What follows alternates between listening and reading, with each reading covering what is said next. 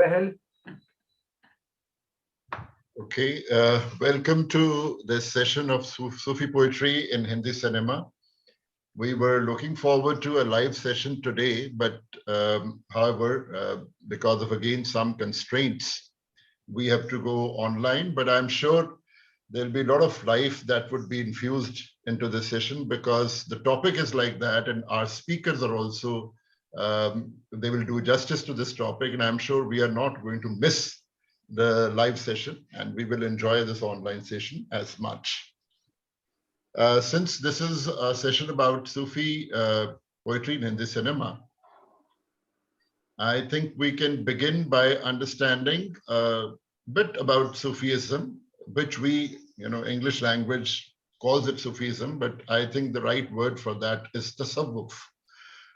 And tasawwuf is basically an ascetic and mystic realm of Islam, if I may say. It is more of a bohemian version of Islam as opposed to the dogmatic one, because in every religion, I think two extremes definitely, they are there, they persist. And similarly, in Islam also, Sufism is one aspect of the religion which gives more liberty and freedom for human expression.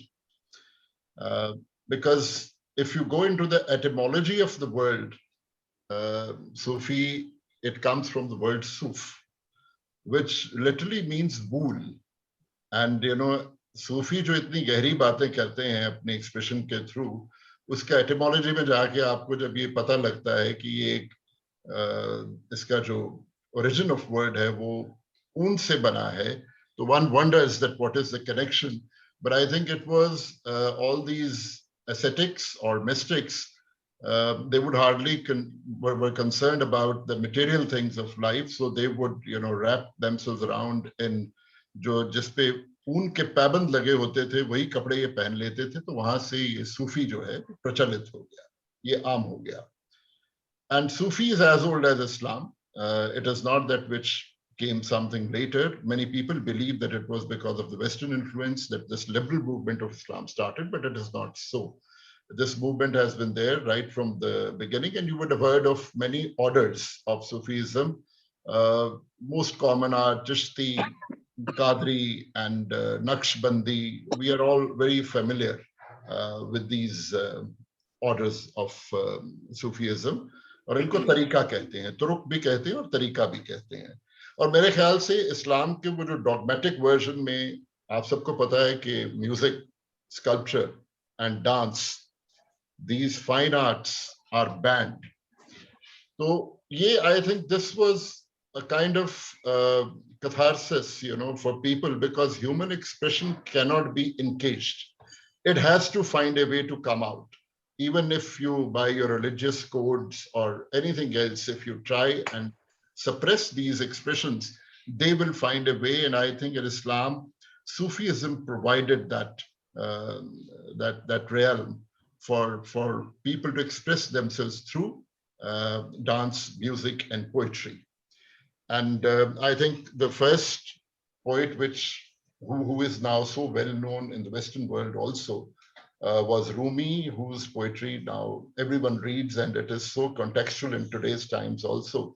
So what Rumi did he was born in Balkh, और जो तुर्किस्तान में उन्होंने बाद में वो गए, तो वो जो वहां पे वो किया, तो वही अगर आप हिंदुस्तान में देखेंगे तो उसको अशर करने वाले उस कल्चर को, वो हमारे यहाँ पे बाबा Farid was the one who started Sufi poetry, the culture of Sufi poetry or Sufi literature, which was later followed by Bulle Shah, Sultan Bahu, Waris Shah. And before that, it came to Punjab. In India, I think Amir Khusro was the first one who laid the foundation of Sufi culture and Sufi literature, to be precise. And Amir Khusro साहब के आपको पता है कि मुर्शिद निजामुद्दीन औलिया थे, और Sufism में ये मुरीद और मुर्शिद वाला रिश्ता बहुत करीबी होता है.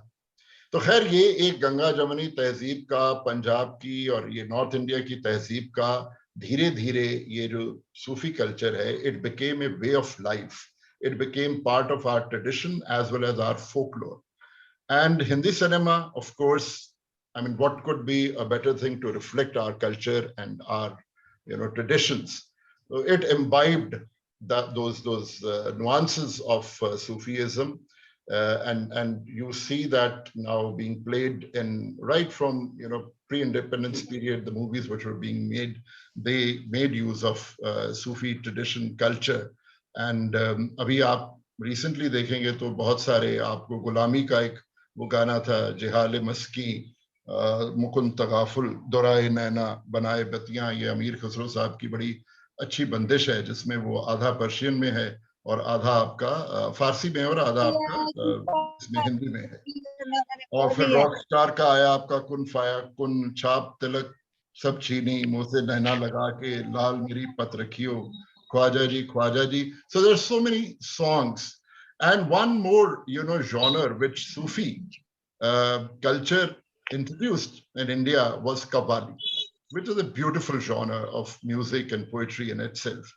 And वो भी कवाली को भी हिंदी मूवीज ने बहुत ज्यादा, खास तौर पे हर पुरानी फिल्म में एक कवाली का होना बहुत जरूरी था. And we can not forget, ना तो कारवां की तलाश है और ना हम सफर की तलाश है, ये उसी ट्रेडिशन से ये सारा जो हमारे पास कल्चर आया. और I think today we had a great ensemble of experts to talk about this. Dr. Ramnita Sharda is there, who is principal of Dev Smaraj College at Firozpur. And she is a person with a range of interests in ecology, in poetry, in medieval literature, in gender studies, and with special interest in Sufi poetry. And she has already written a lot of academic stuff on this. But today we would like to see the other aspect. And we have Dr. Gurupdesh with us, who वो हमारे वैसे ही गुरुजी हैं. जब poetic expression का बात आती है तो I think no one has a deeper and better understanding of poetry, Urdu poetry, Punjabi poetry than Dr. Gurupdesh.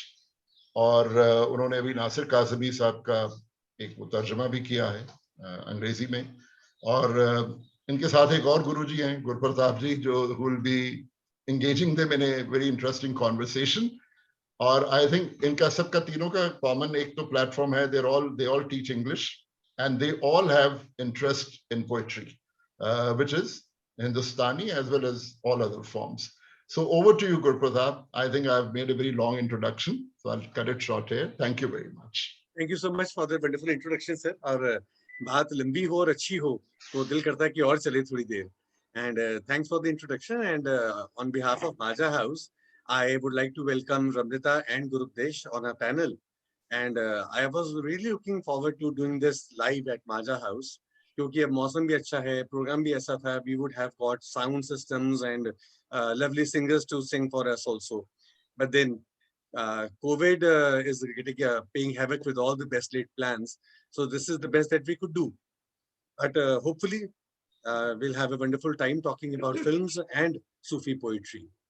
तो पहला जो क्वेश्चन है, पहले कि हम ज्यादा गहरी बातें करें, मैं सूफी वर्ड को लेके ओपन करना चाहता हूं, क्योंकि ये मुझे लगता है कि ये जो वर्ड है काफी प्रॉब्लमेटिक है कि लोग इसको बहुत डिफरेंट कॉन्टेक्स्ट में यूज करते हैं. तो सर आप बताएंगे पहले अपना point of view and then we can ask Ramnita also. I think Dr. Sabjot Bahal has made a good start. I think this is one of the reasons we call them Sufis, because they were the people who almost, kept roving. They kept themselves adrift, and they used to wear the minimal of those clothes. And one particular robe that was a part of their regular, I think, movements was this coarse, rough woolen shawl. So that's why I think where Sufi word comes. This is one of the ways. But then there is a scholar. The scholar's name is Ashraful Wazeh. He says, in fact, there are 4 different versions. There are 4 different reasons why we should call these people Sufi. And one of the reasons he says is that people think on the day of Qiyamah, Qiyamah ke din, the last day of judgment, these people would be on the Safa Awal. They'll be on the first page. That's why they are called Sufis, because they have lived a very pious life. They have lived the life as Prophet Muhammad wanted them to. Beyond anything else, like learning a Quran or doing certain rituals. These are the people who lived a pious life. Therefore, they will be on page 1 when it comes to the Day of Judgment. And the second one is that they say, again, it goes back to old tradition in Turkey and in Mediterranean countries, where they had this raised platform that was called Sufa. And these people would sit there and probably give a discourse to the people. They'll address their audience and give them some kind of a discourse. And that's why they would also be called, or they were called, Sufis. And the fourth one is that since they are the ones who are the cleanest at their heart, we call it Saf, they call it Safa. So they have the cleanest of their hearts. Therefore, sometimes they are also called Sufis because of their life and their conscience and their complete dedication to God.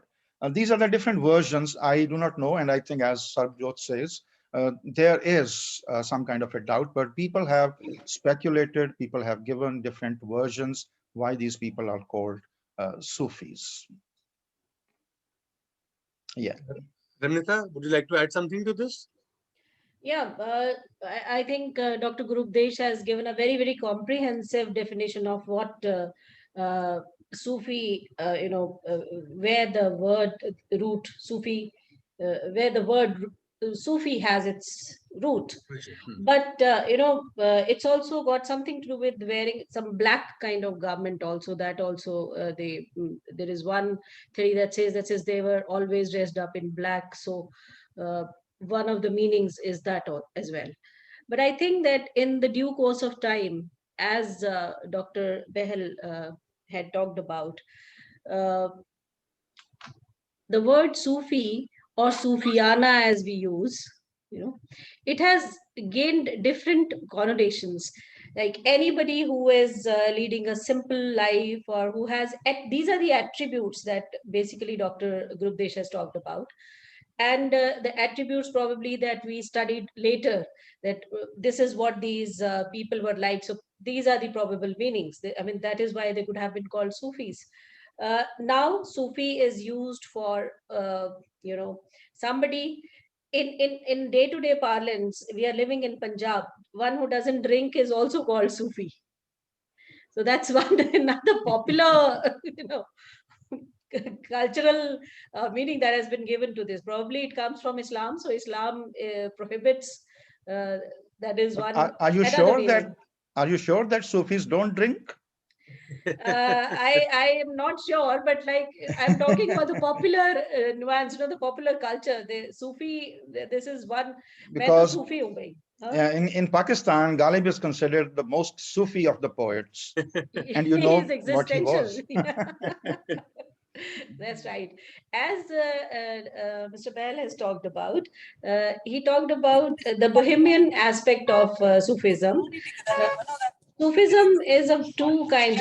I think Dr. Gurupdesh would like to talk about Be-Sharra and Sharra, Shariat and the Be-Sharra aspect of Sufism. Are you taking it up, Dr. Gurupdesh? I'm not much into theory, but I think we can talk about it if you think we should. Because he mentioned Rumi. I mean, interestingly, the first recognized Sufi is Rabia. Yeah, the first that lady. poet is a woman. Rabia was the first Sufi, because around 8th century she happened to be around the same time when Prophet sent his messengers to 4 directions. So around that time she was there, and she is the first poet, and that is something that made this subject interesting for me, because I was interested in female mystics, and I was really pleased to learn that the first so-called bohemian spirit was that of a woman. And she spoke again, and Attar in fact recognized her much later in the 12th century, around 1100 something. And then, of course, one of the most popular ones is Rumi, Shams Tabrizi. There's again Rumi himself writing on behalf of his guru. Then, and these were the earlier poets. I mean, the ones who wrote before 12th century were writing, almost in consonance with Islamic tradition. But later on, when it reached as late as Bulle Shah, he threw everything away and he said, okay, I am going to follow what is, in fact, what he comes up with is the Beshara. Besharam word is from there. कि मैं कंजरी बन के कोठे ते नाच लगी for to please my guru. So he is the one who rebelled the most. So one is those ones who rebelled a little bit. They were Shariat. They were doing it in that tradition, keeping themselves in that tradition. And while the others were, the later ones came out more vehemently and expressed themselves more vehemently, because in Islam they say there's Anal Haq, like I am God kind of thing. Only the Sufis said, Islam doesn't say so. So I think Dr. Gurupdesh would like to take on that. No, I think I'm not going to say much on this, because I don't want this session to be hijacked on the theory Sufism. of Sufism. I would like to go back to the Bollywood as well. To the Bollywood, I think. But I think a small point that I would like to make is that you are saying that the first poet of the Sufi tradition was a woman. But strangely and very unfortunately, we don't have any Sufi saints who are females. And I tell you, Ashfaq Ahmed is a very famous name in Pakistan. And he has done a wonderful play called Man Chale Ka Sauda. And there, I think there is a woman who is craving, who is dying to become a Sufi, say, murid of a Sufi thinker. Oda Khalifa banna chandi hai. Even that is not allowed. So I don't know when this happened and when this stopped. But anyway, these are just the things on the margin of our talk. So we'll go back to what. अच्छा, ये जो पहला question था ये तो मेरा एक epilogue की तरह था, just to set the ball rolling. और मैं चाहूंगा कि अब यहाँ पे एक हम गाना इंसर्ट कर लें to set the mood for the discussion. And Saloni को बुलाने से पहले मैं आप दोनों को रिक्वेस्ट करूंगा कि हम बात कर रहे हैं सूफीज्म के बारे में और हिंदी सिनेमा के बारे में, तो हम अगर जबान भी हिंदी या उर्दू रखे तो ज्यादा अच्छा होगा। ठीक है जी, जिन्ने गांधी है हिंदी बोल लवांगे। सूफीइज्म दा पहला प्रिंसिपल है कि कोई बैरियर्स नहीं। ओके, इश्क आजाद है। But we'll try to. हाँ please, I sent you the message, मैं बोल ही देता हूँ। सो we'll invite सलोनी नाउ। सलोनी, आप हो यहाँ पे? जी सर, नमस्कार। नमस्ते नमस्ते। सलोनी, आप क्या गाएंगी आज हमारे लिए? वैसे सबसे पहले तो मैं आप सबको थैंक यू करना चाहती हूँ, शुक्रिया बहुत बहुत मुझे यहाँ पर दोबारा से याद करने के लिए। मुझे बहुत अच्छा लगता है माजा हाउस का को सर्व करना, और अनफॉर्चुनेटली हम नहीं कर पाए लाइव वहाँ पर, तो हम यहाँ आ गए हैं। मैं आप सबके लिए सूफी बॉलीवुड एक सॉन्ग अभी पेश करूंगी जो मुझे बहुत वो पसंद है, मेरे दिल के करीब है। उसके लिरिक्स बहुत ही अच्छे हैं क्योंकि ये मुझे बहुत मोटिवेट करता है, तो आई होप कि आपको भी पसंद आएगा। एंड आसपास है खुदा, आपने सुना होगा, तो मैं वो गाना चाहती हूँ। Wonderful wonderful, thank you so much Saloni. और हमें भी आपको बुला के बहुत अच्छा लगता है। तो एक प्रॉब्लम ये है चमक साहब, मेरे को सलोनी की वीडियो नजर नहीं आया, आवाज तो सुनी मेरे को, I couldn't see her. Video is available, I think probably you are with the phone. नहीं, laptop. Yes, there she is now. हाँ, अब नजर आई। हाँ, अब नजर आई। नजर आ गई। जी, तो शुरुआत करते हैं जी।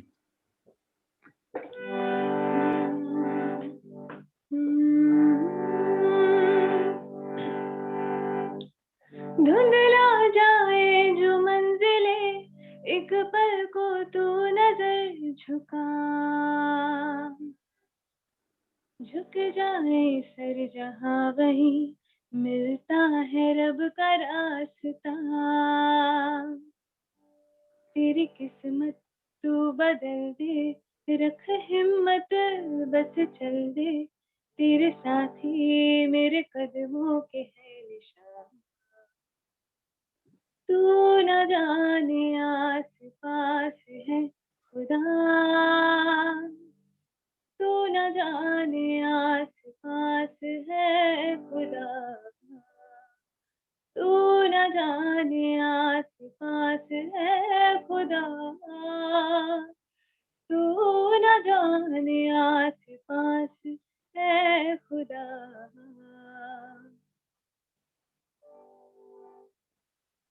पे डाल दो नजर, हालातों से हार कर कहाँ चला रे, हाथ की लकीर को मोड़ता मरोड़ता है हौसला रे, तो खुद तेरे ख्वाबों के रंग में तू अपने जहां को भी रंग दे, ले चलता हूँ मैं तेरे संग में, हो शाम भी तो क्या जब होगा अंधेरा, तब पाएगा दर मेरा, उस दर पे फिर होगी तेरी सुबह, वो न जाने आस पास है खुदा, तू न जाने आस पास है खुदा,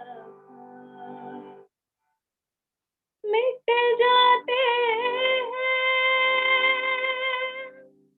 सबके निशान, बस एक वो मिटता नहीं है, मान ले जो है मुश्किल को मर्जी मेरी है, हो हम सफर न तेरा जब कोई साया मेरा रहेगा तब वही तुझसे कभी न एक पल भी मैं जुदा, तू न जाने आस पास है खुदा, तू न जाने आस पास है खुदा। Thank you so much. शुक्रिया सलोनी, शुक्रिया। That was wonderful. That was wonderful. Thank अब यू यही सोचिए कि अगर हम लाइव कर रहे होते और वहां पे होता, we could all have joined in और तालियां बजा देते, साथ में गुनगुना भी लेते, कुछ और ही माहौल बन जाता। हाँ बिल्कुल हाँ, ठीक है। Thank you Saloni, thank you, thank you. Thank you so much. चलो ये हमारा इंट्रो का हो गया सेशन। अब आगे जो हमारा कनेक्टिंग लिंक है वो है हिंदी सिनेमा के साथ। तो मैं फिर आप दोनों से ये पूछना चाहूंगा कि हिंदी सिनेमा के बारे में जब हम बात करते हैं तो हम इसको बड़ा लाइटली लेते हैं कि सीरियस सिनेमा नहीं है, फ्रिवलस मीडियम है। हम थिएटर को ज्यादा अहमियत या ग्रेविटी देते हैं। पर हम सूफीज्म की बात करें तो सिनेमा में हमको काफी सूफी एलिमेंट्स नजर आते हैं। सूफी करेक्टर्स भी होते हैं, सूफी पोइट्री भी होती है, सूफी स्टॉक जो उसके एलिमेंट्स होते हैं वो भी होती है। तो इसके बारे में बात करें कि आपको कहाँ से लगता है कि Sufism entered cinema? Sir Are you talking to me? जी जी। I think Sarabjot has already answered. It was there all the time. No, no, I know think, that. थोड़ा yeah. डिटेल में बात करते हैं। कंडीशन सी के सी उर्दू या हिंदी च गल करांगे। हाँ हाँ चलो, मेरा ख्याल है कि बड़ी देर तो है इस इंडस्ट्री ਦੇ ਵਿੱਚ, और मैं खैर मतलब फिल्म नहीं बहुत ज्यादा देखता, मैं म्यूजिक ਚ मेरा इंटरेस्ट है ਤੇ म्यूजिक ਬਾਰੇ मैं बड़ा क्लियर ਕਹਿ ਸਕਦਾ ਹੈਗਾ ਕਿ ਸਾਡੇ ਜਿਹੜੇ ਸਾਰੇ ਪੋਇਟਸ ਹੈ ਉਹ ਲਾਰਜਲੀ ਉਹਨਾਂ ਦੀ ओरिएंटेशन ਉਰਦੂ ਪੋਇਟਰੀ ਚ ਹੈ। ਜਿਹੜੇ ਸਾਡੇ ਸਿੰਗਰਸ ਉਹਨਾਂ ਦੀ ਪੋਇਟਰੀ ਗਾਉਂਦੇ ਹੈਗੇ, ਚਾਹੇ ਸ਼ੁਰੂ ਤੋਂ ਸਾਡੇ ਕੋਲ ਮਤਲਬ ਕੈਫੀ ਆਜ਼ਮੀ ਹੈ ਜਾਂ ਸੁਹੇਲ ਲੁਧਿਆਨਵੀ ਹੈ ਜਾਂ ਸਾਡੇ ਕੋਲ ਹੋਰ ਉਸ ਤੋਂ ਬਾਅਦ ਈਵਨ ਸ਼ੈਲੇਂਦਰ ਆਇਆ ਜਾਂ ਹੋਰ ਬਹੁਤ ਲੋਕ ਆਏ, ਮਜਰੂ ਆਏ, ਇਹ ਸਾਰਿਆਂ ਦੀ ओरिएंटेशन ਬਹੁਤ ਜ਼ਿਆਦਾ ਉਰਦੂ ਪੋਇਟਰੀ ਦੀ ਹੈ। ਔਰ ਉਰਦੂ ਪੋਇਟਰੀ ਦੀ ਇੱਕ ਬਹੁਤ ਖਾਸੀਅਤ ਹੈਗੀ ਹੈ ਕਿ nearly every love poem can be interpreted at two different levels. So where there is too much of physical or this earthly love, then probably the song becomes too base. Otherwise, most of the songs remain, pivoted at a high level where they can be understood as Sufi. वो सूफी की interpretation ले सकते हैं। मुझे ये बात बहुत पहले नहीं मालूम थी, जब मैं ये गालिब पढ़ रहा था एक बार, मैं प्रिचेट के साथ डायलॉग में एंटर कर गया। She is one of the greatest I think scholars on Ghalib. तो मैंने कहा कि भाई उसको आप दो लेवल पे ले सकते हो। कहती है कि नहीं, हर पोएम जो है, हर जो गजल है, आप उसको उस दो लेवल पे ले सकते हो। सूफी एलिमेंट उसके अंदर लेटेंट है, उसके अंदर इनबिल्ट है, राइट। पर ये है कि जो कैरेक्टर्स भी हैं, कैरेक्टर्स हमारे बड़े दिखाए हैं जो बहुत जेनरस हैं, जो बहुत डेडिकेटेड हैं, जो बहुत ज्यादा पायस लाइफ गुजारते हैं। आई थिंक उनके बारे में रमनीता मेरा ख्याल ज्यादा बात अच्छी तरह बात कर सकती है। मैं फिल्म के बारे में ज्यादा बात नहीं करूंगा, मैं तो म्यूजिक की बात करूंगा। गुरुदेव सर, जैसे आपने बोला है कि कैरेक्टर्स के बारे में, and I was talking to Guru Pratap also the other day. There are stock characters in old Hindi films. सारे अगर आप याद करेंगे तो उपकार फिल्म में अगर वो जो एक गीत वो गाते हैं, प्राण है उनका है, मलंग चाचा मलंग चाचा है, कस्मे वादे प्यार वफा, कस्मे वादे प्यार वफा सब बातें हैं बातों का क्या। सो एक आप बहुत सी जो उस टाइम की जो फिल्म्स थी उसमें एक कैरेक्टर होता था जो उस मलंग टाइप का एक कैरेक्टर था, जो अगर विलेज का सीन है तो विलेज में घूमता फिरता रहता था, अगर शहरों में, या मतलब ये क्यों था, क्योंकि हमारी अगर हम अपनी सोसाइटी को देखें, अपने समाज को देखें, तो इनहेरेंट है, जो जैसे सर ने कहा, सरबजोत ने भी कहा और गुरुदेव जी ने भी कहा कि दोनों वी कैन नॉट, हम सेपरेट नहीं कर पाते हैं सूफिज्म से, या उस एक मलंग जो एक एटीट्यूड है उससे अपनी सोसाइटी को, वो एक दृष्टा का या एक ऑनलुकर का व्यू पॉइंट देने के लिए। एक तो कैरेक्टर्स जो मेन आपका एक्शन परफॉर्म कर रहे हैं वो कर रहे हैं पूरे फिल्म में, और एक थर्ड पॉइंट ऑफ व्यू जो वो देता है वो एक मलंग कैरेक्टर देता है, जो बहुत इम्पोर्टेंट है सबको। ये एक जो इंडियन सोसाइटी एक हायर फिलॉसफी के लिए जानी जाती है, या एक हमारे उसमें पूरी उसमें ताने बाने में है कि हम लोग ये समझते हैं, इतनी समझ सबको है कि जो हो रहा है या जो घट रहा है जो आसपास है, you don't get attach too much with it, उसके साथ आप अपने आप को उतना मत आइडेंटिफाई कीजिए। तो एक डिटैच्ड व्यू पॉइंट देने के लिए वो स्टॉक कैरेक्टर हमेशा रहता है, और ये बहुत सी हिंदी फिल्मों में जो है। स्टॉक कैरेक्टर की बात कर रहे हो कि मलंग होता है या चल्ला होता है जो गांव का होता है, माया मेम साहब में भी रघुवीर यादव था, जो काले कपड़े पहन के भिखारी का और मत गाने गाया करता था, सोन चिड़िया गई रे। और इफ आई रिमेम्बर करेक्टली तो साहब बीबर गुलाम में भी एक घड़ी बाबू थे। बहुत सी फिल्मों में आप अभी Sarabjot had mentioned Rockstar movie, that entire movie is about Sufism. जी वो अगर देखे धीरे धीरे अब आज की डेट में अगर उसकी एम्बॉडीमेंट है उस कैरेक्टर की, तो वो रॉकस्टार को मैं मानूंगी वो एक पीक फिल्म है, जो अगर वो बार बार कहता है कि मैं तुम्हें मिलूंगा, you know, I will meet you beyond the realm of good and bad, अच्छे और बुरे के पार एक मैदान है जहां मैं तुम्हें मिलूंगा, ठीक है। तो वो कांस्टेंट एक डायलॉग है उसमें, वो रूमी की पोइट्री है बेसिकली, ठीक है। सो ये पार्ट जो है सूफिज्म का, जैसे कवाली भी सर ने बोला था, वो भी एक एसेंशियल हिस्सा रही है। इसके बहुत से कारण ये भी हैं, एक कारण ये भी है कि कॉम्पोजिट कल्चर है इंडिया का जिसको वो डिपिक्ट करना चाहता है, because it's a commercial cinema also, ठीक है। उसको हर सोसाइटी के जो लोग हैं उसके तक पहुंचना है, ठीक है। मैं आपको एक एग्जांपल देती हूँ, देयर इज अ मूवी जिसमें वो पिया हाजी अली एक कवाली चलती है, उसमें वो कहता है इसमें हिंदू मुस्लिम सिख ईसाई सब यहाँ आके सब फैज पाते हैं। सो वो कॉम्पोजिट कल्चर एक सिनेमा बनाने वाले के लिए भी एज अ बिजनेस ऑल्सो उसके लिए बहुत जरूरी है कि वो सबको ऑल इंक्लूसिव हो। तो सूफीज्म से ज्यादा इंक्लूसिव जो है वो कोई कॉन्सेप्ट है नहीं है। तो मुझे लगता है कि this is precisely why Hindi cinema depends so much upon Sufism. एक तो ये हमारी सोसाइटी को अच्छा एक एक्सप्रेशन भी मिलता है, और दूसरा है कि हर एक, चाहे वो जो भी ऑर्डर है, जिस किसी भी हिस्से में आप चले जाओ, आपको सूफी ट्रेंड मिलेगा। और that this is precisely why कि बॉलीवुड की मूवीज में आपको इसका इतना पॉपुलर एक रिसेप्टिविटी भी है, और डायरेक्टर्स और सब जो प्रोड्यूसर्स है वो इसको इस्तेमाल भी करते हैं for a better business also. That's what I think. Shakespeare के प्लेज में जो जेस्टर होता था या क्लाउन होता था या फूल था, वो भी इसी तरह से अपना रोल प्ले करता था कि वो बातें तो लगता था कि पागलों वाली कर रहा है, पर उनके डीपर मीनिंग होता था। देखो वो दो चीजें हैं, एक तो जो वो मीनिंग कन्वे करना चाह रहा है या एक डिटैच्ड पॉइंट ऑफ व्यू है, एक तो वो है विजडम कन्वे करना चाह रहा है। कई बार वो ऐसी बात कहता है जो हम कोई भी कैरेक्टर कह नहीं पाता, वो उस पोजीशन में ही नहीं होता कि वो कह सके। तो इसलिए उसके लिए एक मलंग होने की जरूरत है।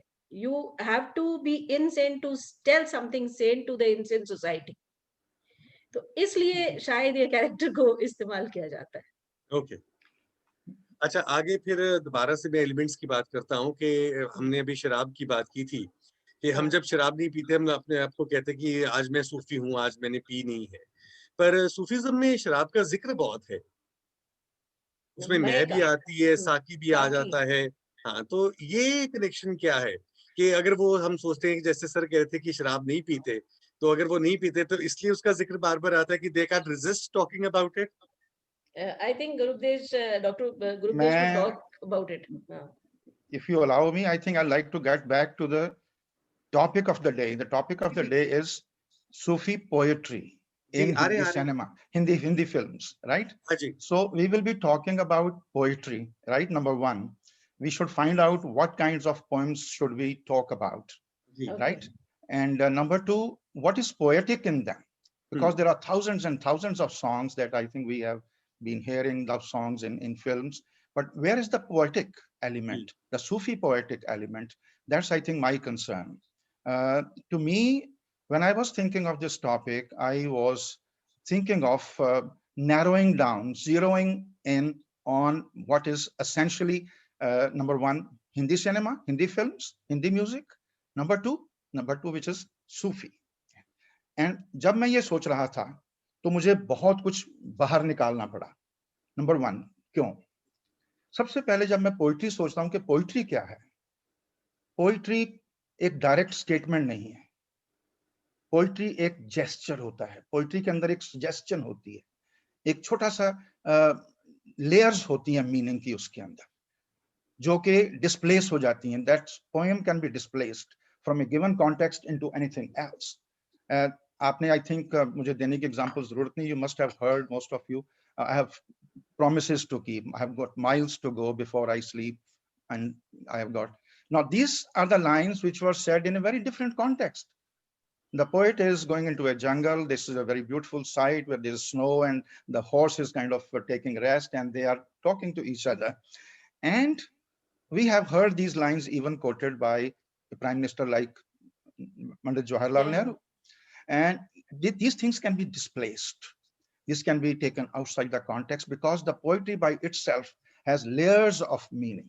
Now, whenever there is some kind of a hint in the poem that this transcends the usual earthly love, the material love, only then it becomes Sufi, to my mind.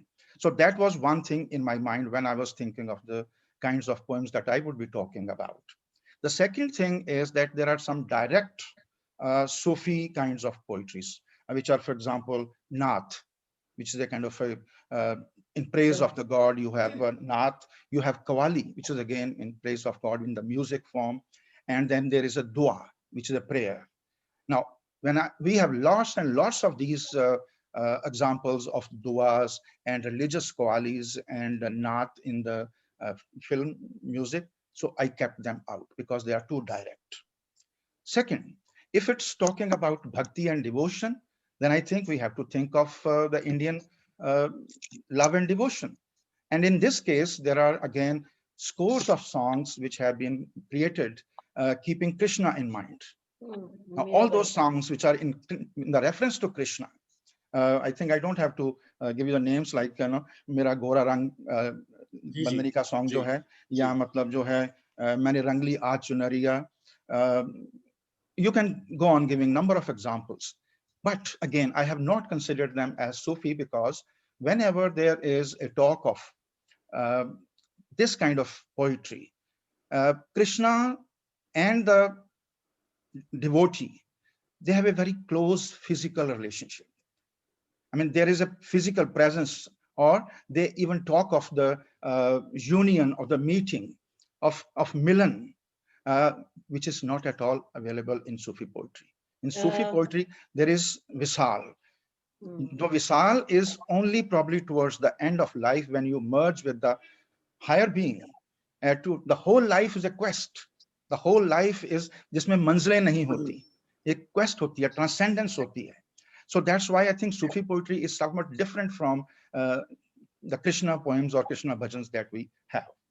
And the third part that I would like to say is that there are a large number of songs which were recently created in which there was a direct reference to established poets like Bulle Shah, references to, say, not only Bulle Shah, you could say references to Gerua, for example, and you could say Sahiban, for example, Filori song. Ranjana, of course, is very common. And there are also references to many other. I mean, those who are established poets, they invoke them. And I have also kept them out because they are too direct. Mera Ishq Sufiana. I think if you go into the poetry of, for example, any of the Sufi poets like Bulle Shah or Shah Hussain, you will never find the word Sufi mentioned anywhere. They don't talk about this word at all. They are understood as that. So I think I had to limit myself to those good songs in films which have the flavor of Sufism. They are not directly Sufi for me. This is one of the, and those songs in which there is a hint, there is a suggestion through metaphors, through similes, or through some kind of images that it is probably going to transcend the normal, usual, जो हमारे आम जिंदगी का जो प्यार है, उस प्यार से ये ऊपर उठ जाता है. उन सॉन्ग्स की मैं बात करना चाहूंगा. ठीक है. मैं जो मेरे मतलब मन में जो बात है. जी, ठीक है. मैं जो बात कर रहा था ना कि वो सूफी के जो टेनेट्स हैं आमतौर पे जिनका जिक्र होता है, वो इसलिए था कि कुछ गाने हैं जैसे ये जो हल्का हल्का सुरूर है, और उसके बाद वो गाना है साकी साकी. तो रमनीता ने मुझे बताया कि इन गानों को भी आप सूफी एलिमेंट्स के साथ देख सकते हो. मैं चाहूंगा कि मतलब रमनीता उनको सुनाए हमको वो पोइट्री, और उसमें अगर वो जो है सूफी एलिमेंट तो उसको एक्सप्लेन करे. हम ये चाहते हैं. मैं एक चीज पे से सर आपसे बात करना चाहती हूँ. आपने कहा कि कृष्णा और जो उसकी गोपियों का या जो भी वो मीरा का जो प्रेम है उसको बिल्कुल अलग है. तो सूफी में जो मुर्शिद है, मुर्शिद इज अ लवर. मुर्शिद इज नॉट, वो ट्रांसेंडेंस नहीं है. Transcendence is the next stage. जो बुल्ला शाह है वो शाह इनायत के लिए पायल या वो घुंघरू जो है पैर में बांध के नाचा, राइट. सो वो उसको अपना मुर्शिद इज द बिलवड. इवन इसका निजामुद्दीन औलिया की भी, इसकी अमीर खुसरो की मेरा मुर्शिद खेले होरी रे. फिर उसके बाद में आप देखिए कि बुल्ले शाह का शाह इनायत था, रूमी का शम्स तब्रेज था. सो दैट इन सूफीज्म मुर्शिद इज वेरी इंपॉर्टेंट. वो उसकी प्रेजेंस जो है, वो उसका लवर है, वो बहुत इंपॉर्टेंट है. Transcendence of course is there, but it happens much later. मैं आपको इसी का यही बात कह रहा था. आपने बिल्कुल मेरे दिल की बात कह दी है. हाँ. जो मुर्शिद है वो एक रास्ता है हमारा. हाँ. ठीक है. हमने पहुंचना कहाँ पर है? अल्टीमेट वहां पर पहुंचना है, ऊपर. जो मुर्शिद है, मैं जो मेरा वर्ल्डली लव है, that is my step towards. देखो, जो हम इश्क मिजाजी और जब इश्क हकीकी की जब बात करते हैं तो इश्क मिजाजी जो है वो एक आदमी से प्यार करना है. इश्क हकीकी जो है वो अल्टीमेट उससे और उसकी सारी कायनात से प्यार करना है. और उसमें क्या होता है कि I guess from form to formlessness. So it's a step, that's a mediation. You are going through that passage and you will arrive somewhere else. So जो मुर्शिद है वो तो बहुत इंपॉर्टेंट है, इसमें तो कोई शक ही नहीं है. और मुर्शिद जो है वो आपको इस वर्ड का बिलवड है या आपका वो लवर है, पर अल्टीमेटली जो ट्रांसेंड करके हमने उसको लवर बनाना है ऊपर. So, ये जो चीज है ये बिल्कुल कॉन्सेप्ट है ना, ये इससे बिल्कुल जो आप कह रहे हो उससे बिल्कुल क्लोजेस्ट जो है वो ही रांझा की कहानी है. बिल्कुल ठीक है, बिल्कुल ठीक है. नहीं मैं रांझा आप रांझा हुई, रांझा कर दी, नहीं मैं आप पे रांझन हुई. बिल्कुल ठीक कह रहे हैं आप. और इसका जो बेस्ट एग्जांपल है मेरे हिसाब से वो साहिर ने जो इतनी अच्छी वो कवाली जो ग्रुप में आई है, but that's not a qawwali in the sense that religious qawwali. It's an ode to love. ये इश्क है, ये इश्क है. उसके अंदर जरा देखो तो उसने क्या कुछ कवर कर दिया. वो बात तो करता है, मतलब वो हंस के अगर मांगे तो हम जान भी दे दें, which is a kind of a material love, earthly love, वो कर देंगे. फिर वो आगे भी कहता है वो कि वो जहर भी पिलाए तो मैं जहर भी पी लूंगा उसके हाथ का दिया हुआ. But then at the same time वो ये भी कहता है कि मजहब इश्क की हर रस्म कड़ी होती है. The ishq that he has in mind is not the ordinary day-to-day love. This love is something else, which I think very proximates, very closely proximates to Jigar Muradabadi's concept. ये इश्क नहीं आसान बस इतना समझ लीजिए, एक आग का दरिया है और डूब के जाना है। या जिसनु कबीर कहता है कि मतलब जेता प्रेम खेलन का चाओ सिर तर गली तली मोरी आओ। इस किस्म का प्यार की गल हो रही है, उस प्यार दे उस लेवल का प्यार की गल हो रही है। सो ਜਦੋਂ ਸਾਹਿਰ ਗੱਲ ਕਰਦਾ ਹੈਗਾ ਉਸ ਇਸ਼ਕ ਵਾਲੀ ਕਵਾਲੀ ਜਾਂ ਲੌਂਗ ਪੋਇਮ ਦੇ ਵਿੱਚ, ਉਹਨੇ ਉਹਦੇ ਚ ਬਹੁਤ ਕੁਝ ਸ਼ਾਮਿਲ ਕਰ ਰਿਹਾ। ਇਸ਼ਕ ਆਜ਼ਾਦ ਹੈ, ਉਹ ਧਰਮ ਤੋਂ ਵੀ ਆਜ਼ਾਦ ਹੈ, ਉਹ ਕਾਸਟ ਸਿਸਟਮ ਤੋਂ ਵੀ ਆਜ਼ਾਦ ਹੈ, ਔਰ ਉਸਨੇ ਉਹਦੇ ਵਿੱਚ ਸਾਰੇ ਧਰਮ ਵੀ ਲੈ ਲਏ ਹੈਗੇ। ਗੌਤਮ ਵੀ ਲੈ ਲਿਆ ਉਸਨੇ ਉਹਦੇ ਵਿੱਚ, ਮਸੀਹਾ ਵੀ ਲੈ ਲਿਆ ਹੈਗਾ, ਮੁਸਲਮਾਨ ਕੁਰਾਨ ਵੀ ਲੈ ਲਿਆ ਹੈ, ਫਿਰ ਉਸਨੇ ਮੀਰਾ ਵੀ ਲੈ ਲਈ ਹੈ, ਸੀਤਾ ਵੀ ਲਈ ਹੈ ਔਰ ਰਾਧਾ ਵੀ ਲੈ ਲਈ ਹੈ, ਉਹਨੇ ਸਾਰਾ ਕੁਝ ਹੀ ਲਿਆ ਹੈਗਾ। ਸੋ ਉਹ ਜਿਹੜਾ ਹੈ ਉਹ ਬਹੁਤ ਉੱਪਰਲੇ ਲੈਵਲ ਦਾ ਇੱਕ ਮਤਲਬ ਇਸ਼ਕ ਹੈਗਾ। ਬਟ ਆਈ ਥਿੰਕ ਕਿ ਸਾਨੂੰ ਥਿਊਰੀ ਚ ਨਹੀਂ ਪੈਣਾ ਪਏਗਾ। ਭਗਤੀ ਪੋਇਟਰੀ ਜਿਹੜੀ ਸਾਡੀ ਹੈ ਉਹਦਾ ਇਸ਼ਕ ਔਰ ਜਿਹੜਾ ਸੂਫੀ ਪੋਇਟਰੀ ਦਾ ਇਸ਼ਕ ਹੈ ਉਹਦੇ ਚ ਬਹੁਤ ਫਰਕ ਹੈਗਾ। So I think we should rather go into the film songs in which Sufi poetry is shown rather than the theory of the difference between Bhakti Prem and Sufi Prem.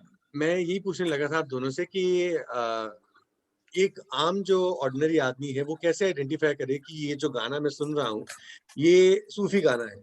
क्योंकि sir आपने जो मेरे को 3-4 गाने भेजे थे उसमें गुलजार का भी गाना था, हमने देखी है उन आंखों की महकती खुशबू।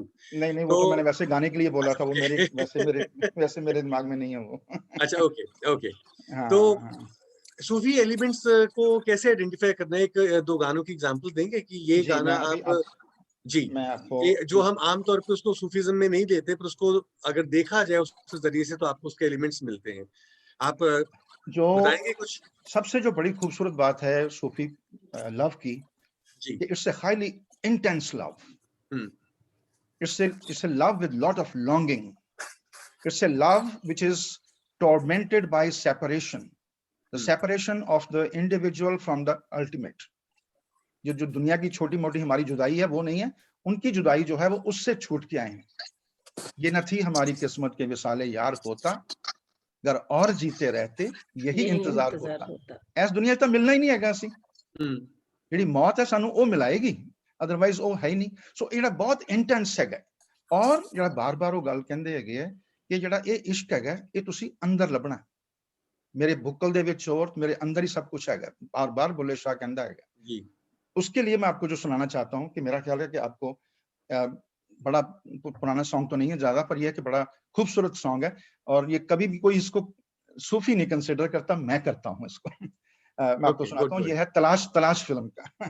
तलाश फिल्म का मेरे नैना तलाश करे, तेरे नैना तलाश करे, तेरे नैना। हाँ इसको जरा सुनिए।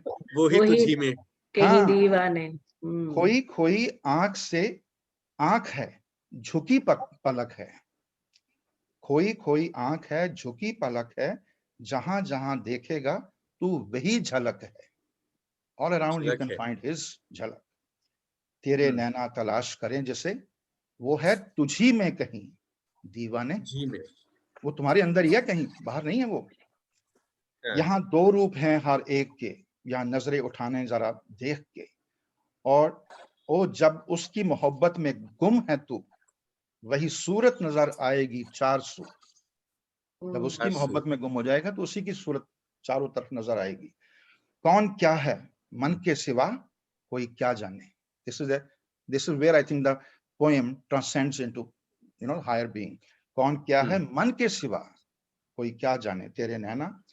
फिर वो कहता है जो अगली बात, ये जवान रात लेके तेरा नाम, कहे हाथ भड़ा कोई हाथ थाम। This is the material love। material love है, यहाँ पर आओ तो यहाँ ये करो वो करो। ओ काली अलका के बादल में बिजलियां, ये जो जुल्फे हैं अलका के इसके अंदर बिजलियां हैं, ये दुनिया की सेडक्शन के सारे तरीके हैं ये। गोरी बाहों में चाहत की अंगड़ाइयां, जो अदा है इशारा है प्यार का, ओ दीवाने तुझे चाहिए और क्या। दुनिया सब कुछ मिल रहा है तेनू, इन्नी अंगड़ाई मिल रही है तेनू, बिजलियां मिल रही हैं, इन्नी खूबसूरती मिल, और की चाहना पे।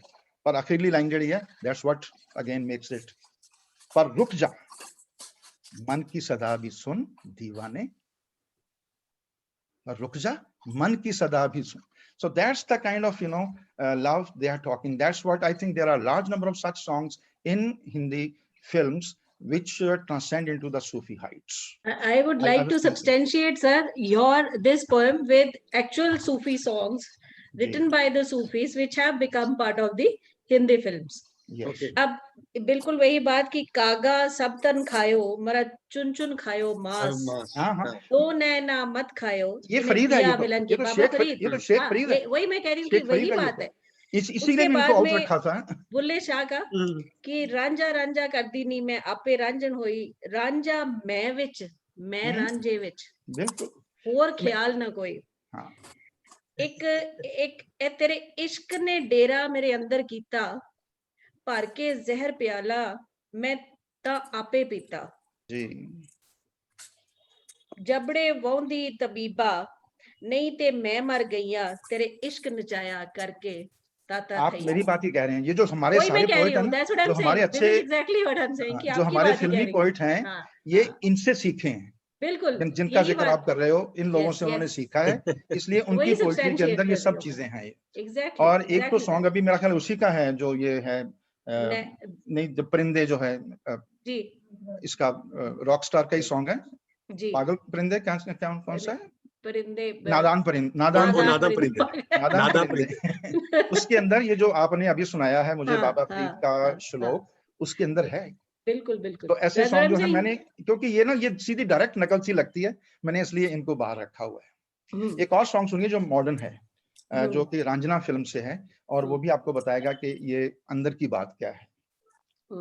जिसको ढूंढे बाहर बाहर वो बैठा है भीतर छुप के, ये रंजना का सॉन्ग है। जिसको ढूंढे बाहर बाहर वो बैठा है भीतर छुप के, तेरे अंदर एक समंदर क्या ढूंढे तुपके तुपके।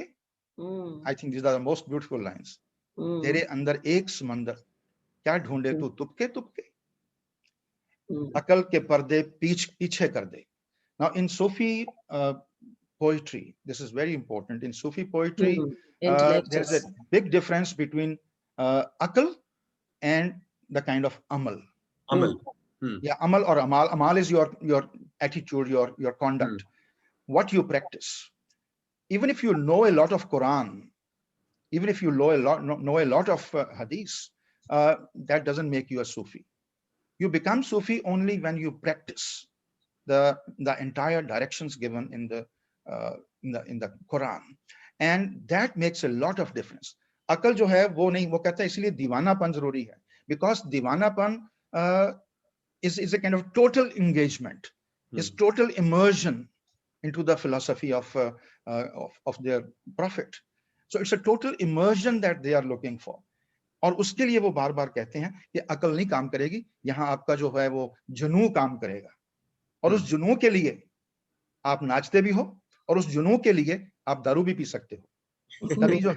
तभी जो है वो सूफी जो है उसको दारू को इनकार नहीं करता। वो अकल के पर्दे पीछे कर दे, घूंघट के पट खोल तो है पिया मिलेंगे। Now look at this, the metaphor comes from now Krishna poetry, घूंघट के पट खोल, यहाँ से भी उन्होंने ले ली है। और यहाँ पर जो है वो कहता है अपना घूंघट, जो अकल का घूंघट है इसको हटा, तब पिया मिलेंगे। मैं एक पैराग्राफ छोड़ के उसका स्टैंजा आखिरी पढ़ता हूँ। जो है देखा वही देखा तो क्या देखा है। दिस इज इरशाद कामिल। जो है देखा वही देखा तो क्या देखा है, देखो वो जो औरों ने न कभी देखा है, नैनों से ना हो ऐसा कुछ देखा आता है, नैना मीचो तो वो सब दिख जाता है, नैना मीचो तो वो सब दिख जाता है, तो है पिया मिलेंगे। This is, I think, how the poet crosses the boundary between earthly love and it turns into a kind of ethereal love. Yes. Good Pratap, you had talked about वो जो हल्का हल्का, ये जो हल्का हल्का सरूर है, ये तेरी नजर का कसूर है। सो जिस सरूर की बात अभी सर ने की है यहीं पे, वो उसी सरूर की बात कर रहा है कि नैना, to look at the मुर्शिद is very important. उसको देखना, उसके नैन से नैन मिलाना, उसको देखना और उसकी प्रेजेंस को अपने अंदर उतारना is very very important component of Sufism, ठीक है जी।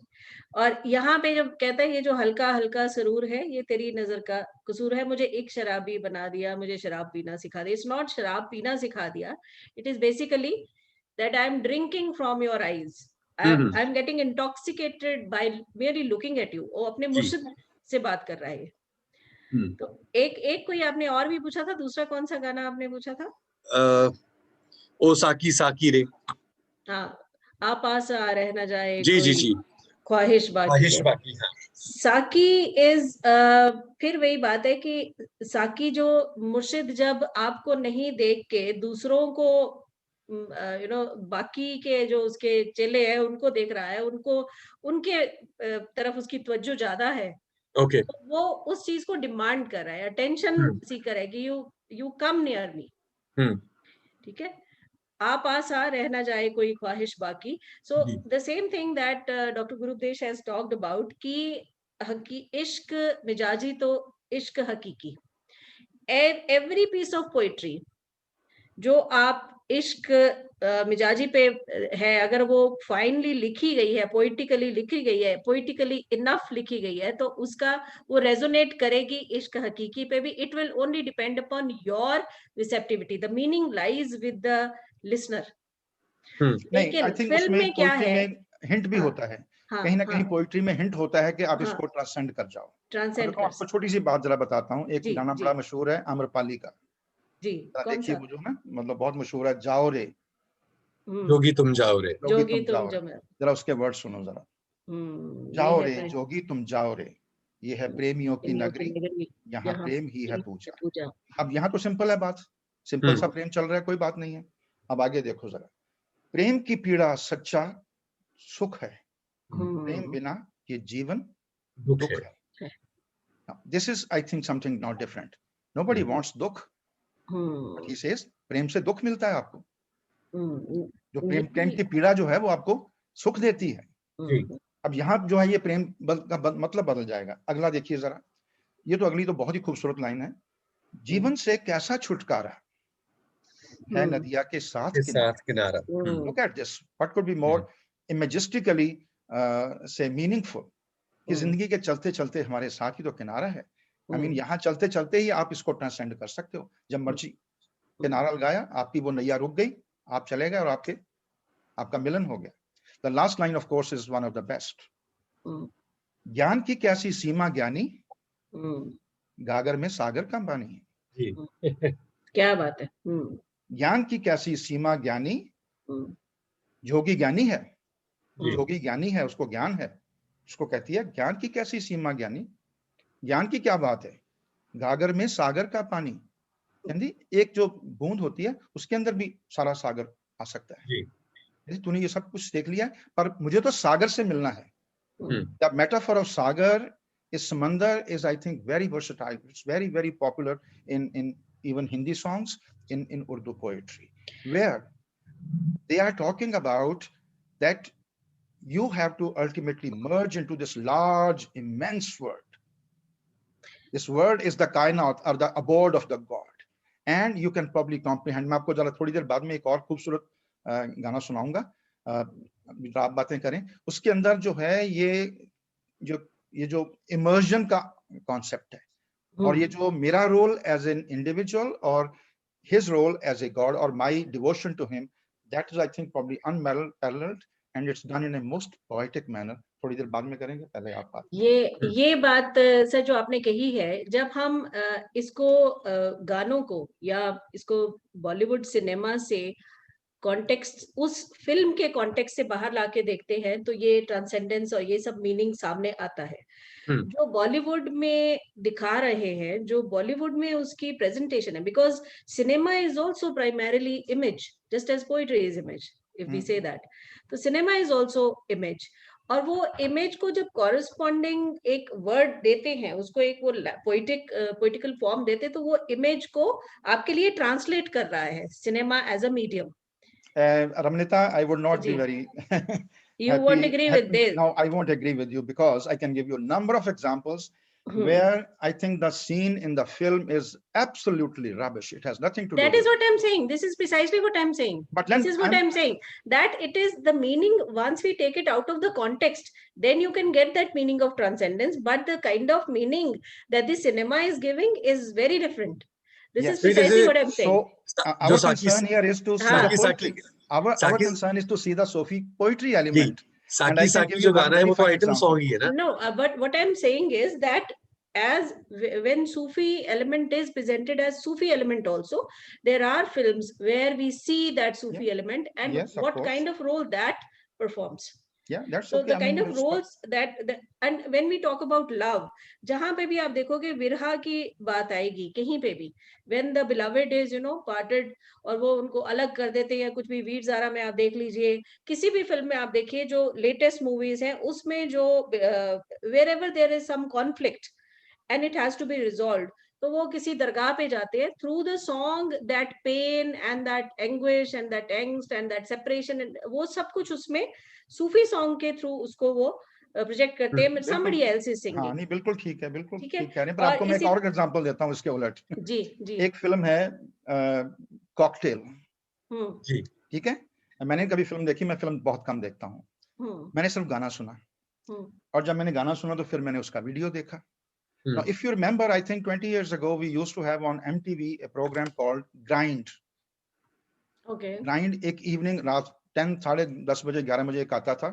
इसमें हाफ से ज्यादा नेकेड लोग जो हैं वो बीच के आसपास कहीं बड़ा लंबा चौक पार्टी कर रहे हैं, वहां पर वो डांस कर रहे हैं, डीजे चल रहा है, बड़े मतलब वहां पर वो बिल्कुल उन्होंने उसकी कॉपी की, वो सीन क्रिएट किए वहां ग्राइंड के.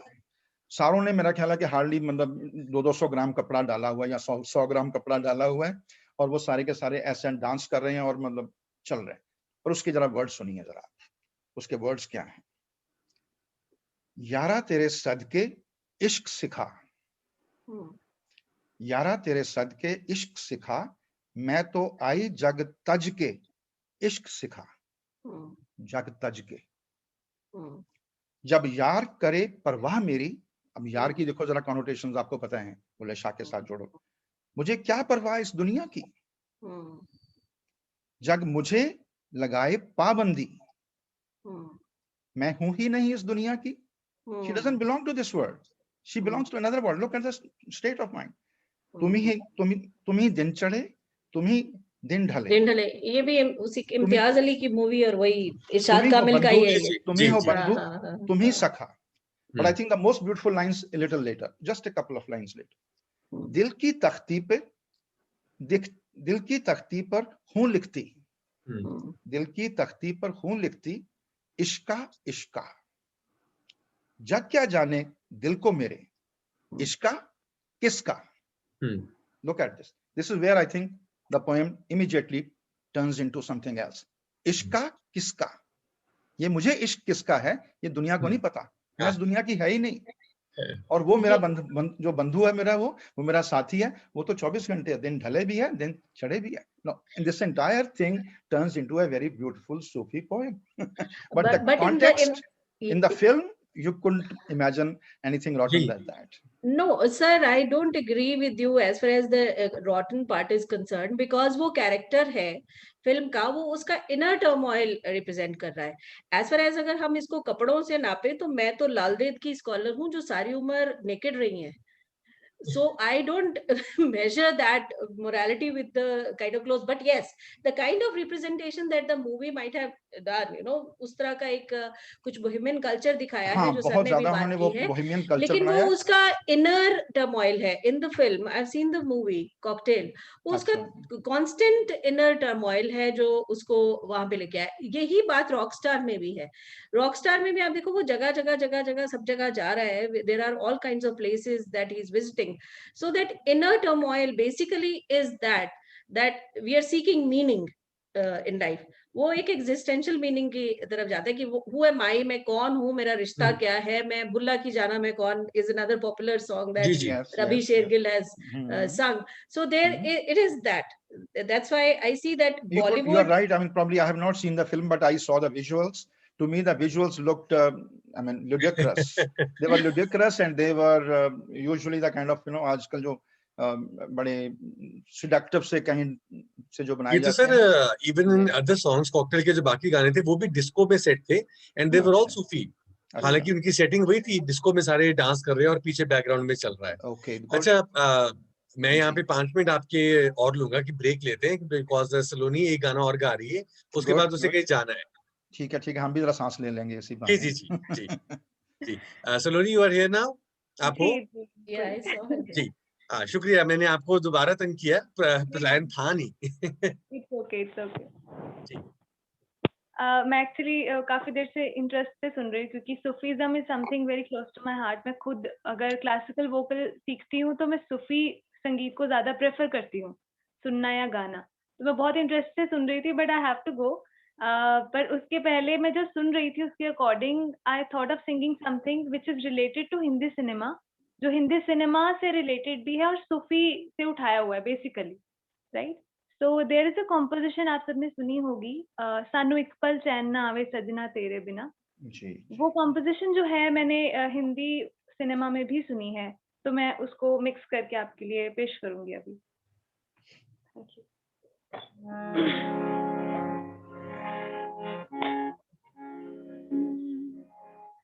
सानू एक पल चैन ना आवे, सानू एक पल चैन ना आवे सजना तेरे बिना, सजना तेरे बिना। ओ सानू एक पल चैन ना आवे, सानू एक पल चैन ना आवे सजना तेरे बिना, सजना तेरे बिना। साडा कलिया जी नहीं लगना, साडा कलिया जी नहीं लगना सजना तेरे बिना, सजना तेरे बिना, सजना तेरे बिना। ओ सानू एक पल चैन ना आवे, एक पल चैन ना आवे सजना तेरे बिना। इसका जो हिंदी सिनेमा वर्जन है वो है, सिर्फ लिरिक्स का हेर फेर है। मुझे एक पल चैन ना आए, मुझे एक पल चैन ना आए सजना तेरे बिना, सजना तेरे बिना। मेरा दिल, मेरे दिल को कुछ नहीं भाए, हाय मेरे दिल को कुछ नहीं भाए सजना तेरे बिना, है सजना तेरे बिना, सजना तेरे बिना। सानू एक पल चैन ना आवे, एक पल चैन ना आए सजना तेरे बिना। राती मैं जगावा दीवा हंजुआ दे तेल दा है। This is from Sufi again. राती मैं जगावा दीवा हंजुआ दे तेल दा, हाय रब्बा सजना नो छित क्यों नी वेलदा। सानू एक पल चैन ना आवे, सानू एक पल चैन ना आवे सजना तेरे बिना, सजना तेरे बिना। Thank you so much. Thank you, good. Saloni आप एक ही गा रहे थे कि कुछ मिक्स कर रहे हो आप? जी जी, मैं क्योंकि बहुत अच्छे मुझे सजेशंस आपकी कॉन्वर्सेशन से मिले, तो I also wish to sing Chhap Tilak for all of you. Wonderful wonderful. क्योंकि ये मुझे भी बहुत पसंद है सूफिज्म। तो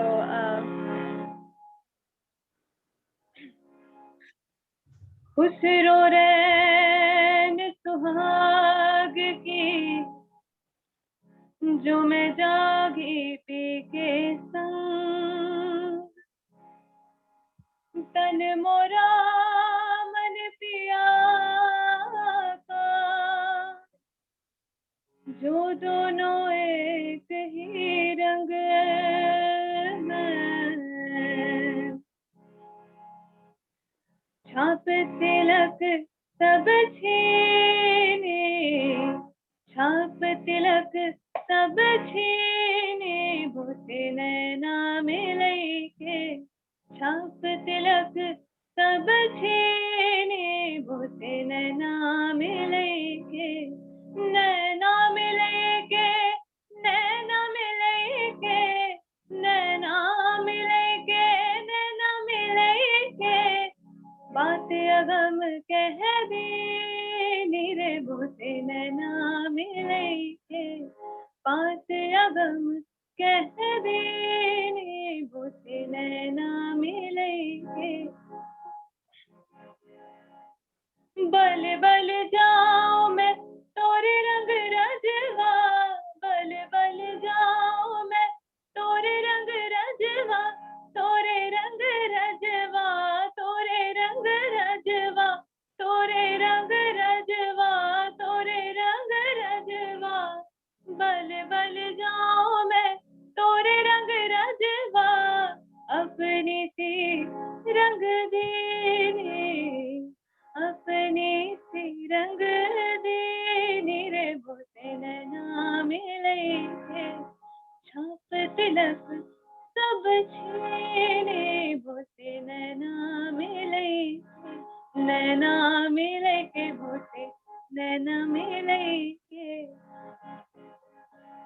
हो बहुत कठिन है डगर पनघट की, ये आजकल ट्रेंड में है हिंदी सिनेमा में, जी हो बहुत कठिन है डगर पनघट की, कैसे भर लाऊं मैं जमुना से मटकी, आ जानी जामुदी, आ जानी जामुदी, आ जानी जामुदी, आ जानी जामुदी, लाज रखो मोरे घूंघट पटकी, लाज रखो मोरे घूंघट पटकी, खुसरो निजाम के बल बल जइए, खुसरो निजाम के बल बल जइए, बल बल जइए, बल बल जइए, खुसरो निजाम के बल बल जइए, मोहे सुहागन कीने, मोहे सुहागन कीने रे भूसे नैना मिलई के, छाप तिलक सब छीने भूसे नैना मिलई के, नैना मिलई के भूसे नैना मिलई के। Thank you so much. Thank you, Beautiful, Saloni. beautiful, Good. beautiful. Thank you. Very Yes. beautiful. Thank Very you good, so very much. good. Such a wonderful treat. Mhm. बहुत Beautiful. अच्छा किया आपने जो मिक्स कर लिए, जी Yes. बिल्कुल। थोड़ा थोड़ा फ्लेवर हर चीज का आ गया। इनके जो इन्होंने जो गाया उससे मुझे एक बात और याद आ गई जी। कि वो जेंडर इन्वर्शन की भी बात है। देखिए एवरी सूफी सेठ जो जैसे थे बुल्ले शाह, इन्होंने खुसरो का गाया, वो खुद वुमेन बन जाता है जी और मुर्शिद बन जाता है द मेल, जी और वो किस तरह से वो उसको that coating is there, and then वो एस्पेक्ट जो एक शरीयत से वो फॉर्म टू फॉर्मलेस टेस्ट वाला यहाँ पे सबसे जो अच्छी एग्जांपल है वो अपना मशहूर सॉन्ग है जो बाबुल मोरा नहीं और छूटो जाए। बाबुल मोरा ना है। You know this song was written by Wajid Ali Shah when he was defeated by the East India Company and he was exiled to Kolkata. He was sent to Kolkata where he was supposed to die. He was not supposed to come back to his, and this was his death he was writing about. बाबुल मोरा नहीं और छूटो जाए, चार कहार मेरी डोलियां सजावे। ये चार कहार डोली नहीं सजा रहे, ये उसकी अर्थी उठा रहे हैं। चार कहार, ये चार कहार मेरी डोलियां सजावे, मेरा अपना बेगाना छूटो जाए। जो इस दुनिया में मेरे अपने बने हैं या बेगाने हैं वो छूट रहे हैं, क्योंकि अंगना तो पर्वत भयो और देहड़ी भई विदेश। अब मैं इसमें वापस नहीं आ सकता। ले बाबुल घर आपनो, मैं चली पिया के देश। This is very important. वो कोलकाता को अपने पिया का देश कह रहा है, जहां जाके उसने मरना है। जो विशाल है वो आपको उसी से मिलेगा जब मर जाओगे। तो ये ना थी हमारी किस्मत के विशाले यार होता, अगर और जीते रहते यही इंतजार होता। यहाँ तो इंतजार है। और मैं वैसे आपको ऑडियंस को बताना चाहूंगा कि दोस्त who are interested in knowing more about Sufi, there is one play, I mentioned it briefly in the beginning, ये जो अशफाक अहमद का प्ले है मन चले का सौदा। ये 13 किश्तों में है, 13 घंटे का प्ले है, पर आई थिंक उसकी जो 12 नंबर किश्त है ना, वो लोगों को देख लेनी चाहिए। उसमें 12 नंबर किश्त में उसके 4 एपिसोड दिए हैं। I think he has put everything that is Sufi into those 4 little incidents. Okay. उसके अंदर बहुत खूबसूरत, उसी के अंदर वो बात कहता है कि इश्क मिजाजी और इश्क हकीकी में क्या फर्क है। कहता अपनी अना को एक आदमी के आगे पामाल करने का नाम इश्क मिजाजी है। अपनी अना को, submission is the most important thing, surrender complete. और अपनी अना को सबके आगे पामाल करने का नाम इश्क हकीकी है। ये ऐसे उसमें बहुत खूबसूरत और बड़े ऐसे मतलब हैं चीजें जो बड़ी इंटरेस्टिंग हैं। तो अगर आप चाहो तो मैं आपको जो कंप्लीट सबमिशन का, जो एक हमारे पास बहुत खूबसूरत सॉन्ग है, पुराना सॉन्ग है नो डाउट, पर बड़े अच्छे पोएट ने लिखा है, भरत व्यास बड़े अच्छे पोएट हैं हमारे, और ये है सती स्वित्री फिल्म से। आपने बहुत लोगों ने जो पुराने हैं उन्होंने जरूर सुना होगा, पर I think it's one of the best poems in dedication, in devotion to in the film it looks like a woman is speaking to her lover or beloved, अपने पिया से बात कर रही है, पर ये दोनों को हमने, एक वो बोलता है एक वो बोलता है, but in both the speeches you will find there is a lot of sense of devotion and surrender and complete submission. And I think this is fine poetry. I'll just read it to you. तुम गगन के चंद्रमा हो, मैं धरा की धूल हूँ। बहुत सुंदर है। तुम गगन के चंद्रमा हो, मैं धरा की धूल हूँ। तुम प्रणय के देवता हो, मैं समर्पित फूल हूँ। Look what could be more, I mean, beautiful in image. तुम हो पूजा, मैं पुजारी। तुम सुधा, मैं प्यास हूं। These are very beautiful lines. तुम सुधा, अमृत, मेरी जिंदगी तो प्यास में गुजर जाएगी, सुधा तो वहां जाके मिलेगी। तुम महासागर की सीमा, you were talking about समंदर, तुम महासागर की सीमा, मैं किनारे की लहर। तुम महासंगीत के स्वर, मैं अधूरी सांस हूं। मेरा क्या है, मैं तो अधूरी सांस हूं। तुम महासंगीत के स्वर, तुम हो काया, मैं हूं छाया। तुम क्षमा, मैं भूल हूं। तुम क्षमा, मैं भूल हूं। The entire life, I think there are large number of such poems by Bulle Shah, Shah Hussain, where they are talking about के मैं यहाँ मैला हूँ, मेरे अंदर बड़े अवगुण हैं, मैंने बड़े यहाँ गलतियां की हैं, मुझे क्षमा करो और तब मुझे अपने अंदर संभालो आप। The last part is तुम उषा की लालिमा हो, भोर का सिंदूर हो। This is the beautiful कायनात। तुम उषा की लालिमा हो, भोर का सिंदूर हो, मेरे प्राणों की हो गुंजन, मेरे मन का मयूर हो। तुम हो पूजा, मैं पुजारी, तुम सुधा, मैं प्यास हूं। So this is, I think, where you can see, you can probably see this kind of devotion and dedication even in a song, which if you want, I can read it to you. I think everybody must have heard this, Teri Galiyan. That Teri Galiyan song. मैं यहाँ पे दो तीन गानों की जिक्र करना चाहता हूँ कि रमनीता से मेरी बात हुई थी, वी वर टॉकिंग अबाउट दिल ही तो है, पुरानी जो फिल्म थी राज कपूर की, जी उसका गाना था एक, बताइए, बहुत ही मशहूर, जी, लागा चुनरी में दाग छुपाऊं मैं कैसे। इनफैक्ट आई वाज तो अबाउट टू रमनीता आप टॉक उसकी बात अबाउट करना दैट। चाहते थे। और एक जी हाँ, एक सेकंड, एक जो अमर प्रेम का गाना है रहना बीती जाए, जिसमें लॉन्गिंग की बात है, शाम ना आए।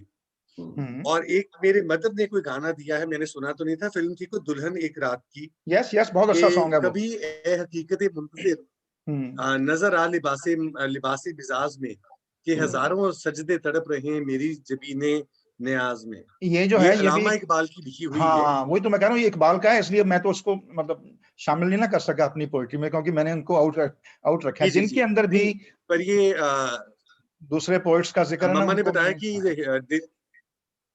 नहीं, मम्मा ने बताया कि दिल्ली तो फिल्म में इसका था ये पिक्चराइज्ड, हम्म, जो दुल्हन एक आप रात की, सॉरी जी। जो आप ये तो आप सुना रहे हो, नहीं मैं सुना नहीं रहा, मैं तो ये कह रहा हूँ कि इन गानों को आप सूफी नजरिए से देख सकते हो।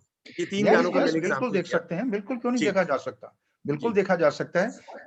सिर्फ ये कि मैंने जो अपनी छोटी शॉर्ट लिस्ट किया उसके अंदर वो शामिल नहीं होगा, इसलिए कि जी उसके अंदर सीधा इकबाल का जिक्र है, ओके। जिसमें भी अच्छे एस्टेब्लिश्ड पोएट का जिक्र है, एस्टेब्लिश्ड जो मतलब पोइट्री है, अगर उसका जिक्र है तो वो मैंने उनको मतलब बाहर अवॉइड रखा है। किया आपने, ये ठीक तो है। बिल्कुल, और जो खास करके जो आपने वो सुनाया था ना सर जो पहले, तो वो उसी के साथ मुझे ये याद भी आया था तब भी कि लागा चुनरी में दाग छुपाऊं कैसे। जी जी, इसको जरा कोरी, आप पढ़िए, जरा पढ़ के सुनाइए जरा, आपके हाँ पास है तो। हाँ है मेरे पास में कि जी लागा पढ़िए। चुनरी में दाग छुपाऊं कैसे, चुनरी में दाग छुपाऊं कैसे, घर जाऊं कैसे। जी घर इज घर अल्टीमेट। जी। हो गई मैली चुनरिया मोरी, कोरे बदन सी कोरी चुनरिया, आजा के बाबुल से नजरें मिलाऊं कैसे, जी। घर जाऊं कैसे, लागा चुनरी में दाग। हम्म, भूल गई सब वचन विदा के, खो गई मैं ससुराल में आके, जाके बाबुल से नजरें मिलाऊं कैसे, घर जाऊं कैसे। कोरी चुनरिया आत्मा मोरी, मैल है माया जाल, वो दुनिया मेरे बाबुल का घर, ये दुनिया ससुराल, जाके बाबुल से नजरें मिलाऊं कैसे, घर जाऊं कैसे, लागा चुनरी में दाग। सो ये जो है ना कोरी चुनरिया आत्मा मोरी, ये इसेंशियल मतलब ये इसका क्विंटेसेंशियल पॉइंट है of Sufism. Maili that I have descended into this world, और मेरी आत्मा इसमें मैली हो गई है। अब वो थ्रू वेरियस तरीका, उससे जब मुर्शिद मुझे जोड़ेगा तो मैं साफ या सफा होंगी, तो फिर मैं जाके आगे पहली सफ में बैठूंगी। तो वो ये पूरा एक आपको प्रोसेस है। इसको जरा ना कंपेयर करना पड़ेगा बाकी और सूफी जो हमारी राइटिंग्स हैं, पोइट्री, इसमें देखो जरा जो होकर रहा है, वो बाबुल को अपना अल्टीमेट घर मांग रही है, जबकि अभी मैंने जो आपको सुनाया है, बाबुल मोरा नहियर छूटो जाए, वहां पिया का घर असली घर है। दोनों देखो उल्ट हो गए हैं यहाँ पर। ये दो तरह दोनों के मिस्टिसिज्म में दो तरह के लव हैं। जी एक तो पिया है और एक बाबुल है। जी एक फादर, मिस्टिसिज्म में दो ही लव है। जी। लव ऑफ द फादर, जैसे वो that is more towards of course Christian kind of yes, मैं वही कह रहा हूँ, कॉन्सेप्ट, सूफी के अंदर जो मिस्टिसिज्म है का है। हाँ वो जो मोर जो सूफी के अंदर आता है वहां पर तो बार बार आता है, माए नी माए मैं एक शिकरा यार बनाया, जो तो यार बनाने की बात है सारी पर। माए ना माए आपे पाना कुंडियां आपे दिना खोल,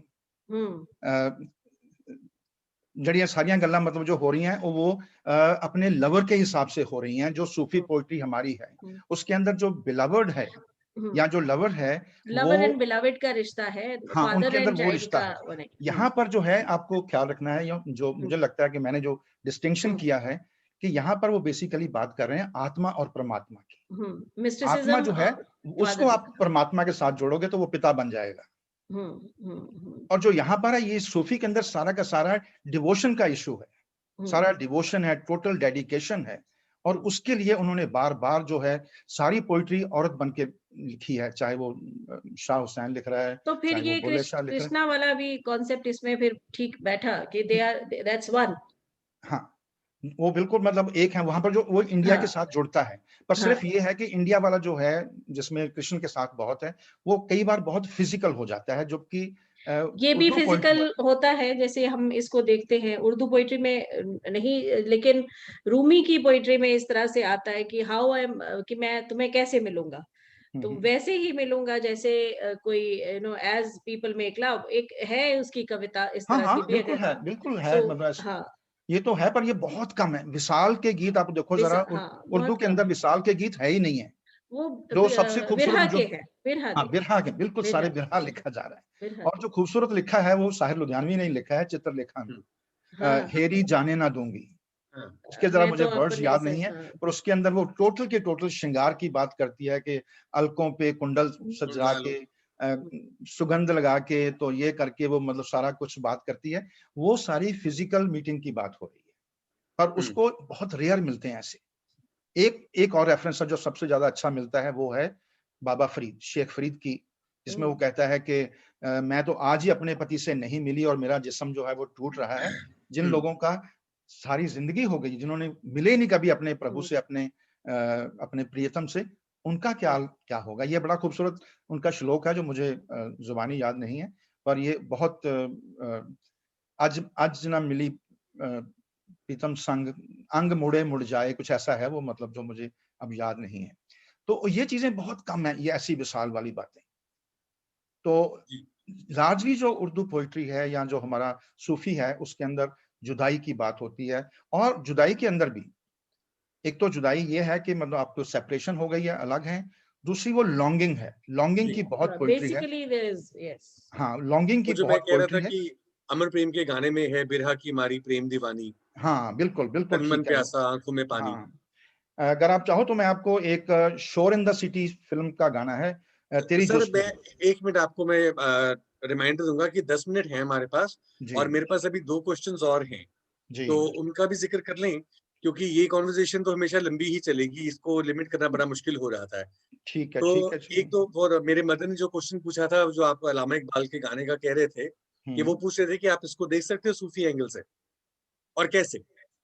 मेरे पास सामने वो सारी पोइट्री हो ना, मेरे सामने, मेरे है नहीं मेरे पास, इसलिए मुझे पता नहीं है। पर चलो वो डेफिनेटली वो तो है ही है, क्योंकि इकबाल तो सूफी है ही है, इसमें कोई शक ही नहीं है। तो कभी इकबाल तो मैं सुना देता हूँ जो पहला उसका शेर है। जी कभी ए हकीकत मुंतजिर जी नजर आ लिबासे मजाज में, बिल्कुल ठीक है। हाँ के हाँ हाँ। हजारों सजदे तड़प रहे हैं मेरी जबीने नयाज में। बिल्कुल ठीक है। हाँ, वो जो कहता है कि ये सारी दुनिया का जो इतना खूबसूरत कायनात बनी है, जी इसके अंदर हजारों, कहता तू मुझे इसके अंदर नजर आ, तू जो ओके। इनविजिबल होके, छुप के, इन्फिनिट होके ऊपर कहीं बैठा है, मुझे वो नहीं चाहिए, मुझे सामने आ, मेरे सामने बैठ के बात कर। तभी वो इकबाल बार बार अपनी पोइट्री में खुदा से मुखातिब होके उससे सवाल जवाब भी करता है, ओके उससे बहुत कुछ करता है। जी और ये तो पार्ट है। देखो, मैं आपको एक छोटी सी बात और बता देता हूँ, वो शायद हमारी हिंदी पोइट्री में भी है। हिंदी पोइट्री में बार बार जिक्र आता है जन्नत का। जी जी जी। अब जो जन्नत है, ये सूफी नहीं मानते। अगर सूफी मानते होते तो बड़े आराम से वो, मतलब गालिब क्यों कहता है कि हमको मालूम है जन्नत की हकीकत, लेकिन लेकिन दिल के बहलाने को गालिब, ये ख्याल अच्छा है। वो नहीं मानते। वो कहते हैं कि जन्नत यहाँ पर ही है। अगर आपने अपने अपने टोटल अपने आप को सरेंडर करके, सबमिट करके, खुदा का जो हदीस है उसको मान के आपने उसकी जिंदगी गुजारी है, तो आपको यहाँ पर ही जन्नत मिलेगी। ये जन्नत है। वहां जो लेना जाके आपने, वहां सिर्फ जाके अपने आप को मर्ज करना है इन द सुप्रीम बीइंग।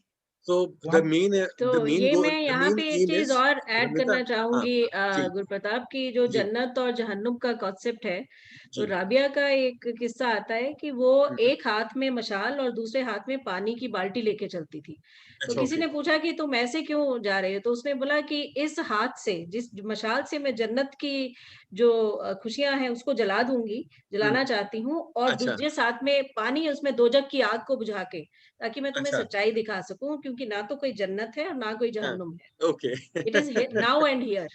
हाँ, ये तो फिर बहुत सारे साहिर ने भी अपनी मतलब जहाँ पे सूफी हाँ पोएट्री लिखी है वहां पे उसको हाँ कॉन्ट्रैक्ट भी किया है कि यहाँ पे जो है द हेयर एंड नाउ, आप हाँ उसको एपिक्यूरियन फिलोसफी कह लो या फिलिस्तीन्स कह लो, कि संसार से भागे फिरते हो, भगवान को तुम हाँ, क्या पाओगे। पाओगे यस हाँ। सो बिल्कुल। That is to celebrate life here, नहीं नहीं, आने पर वाला वैसे पल। भी जो जी सूफी का कॉन्सेप्ट ही है कि through this world you arrive at the other world. It is through this जी world that you arrive at the other world. ये तो जी बहुत मतलब क्लियर है।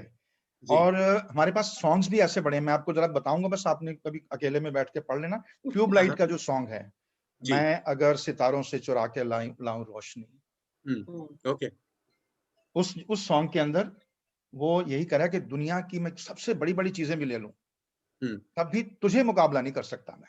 अच्छा ओके मतलब हालांकि वो ये नहीं कहते कि दुनिया कमजोर है, दुनिया में बहुत कुछ है, पर तुम तक मैं नहीं पहुंचूंगा। तुम तक तो मैं तभी पहुंचूंगा जब मैं तुम्हारे तक पहुंचूंगा। तो और उसके लिए जो है आपको जो सुप्रीम बीइंग, मतलब सूफी के अंदर उन्होंने 2-3 वर्ड्स बनाए हुए हैं।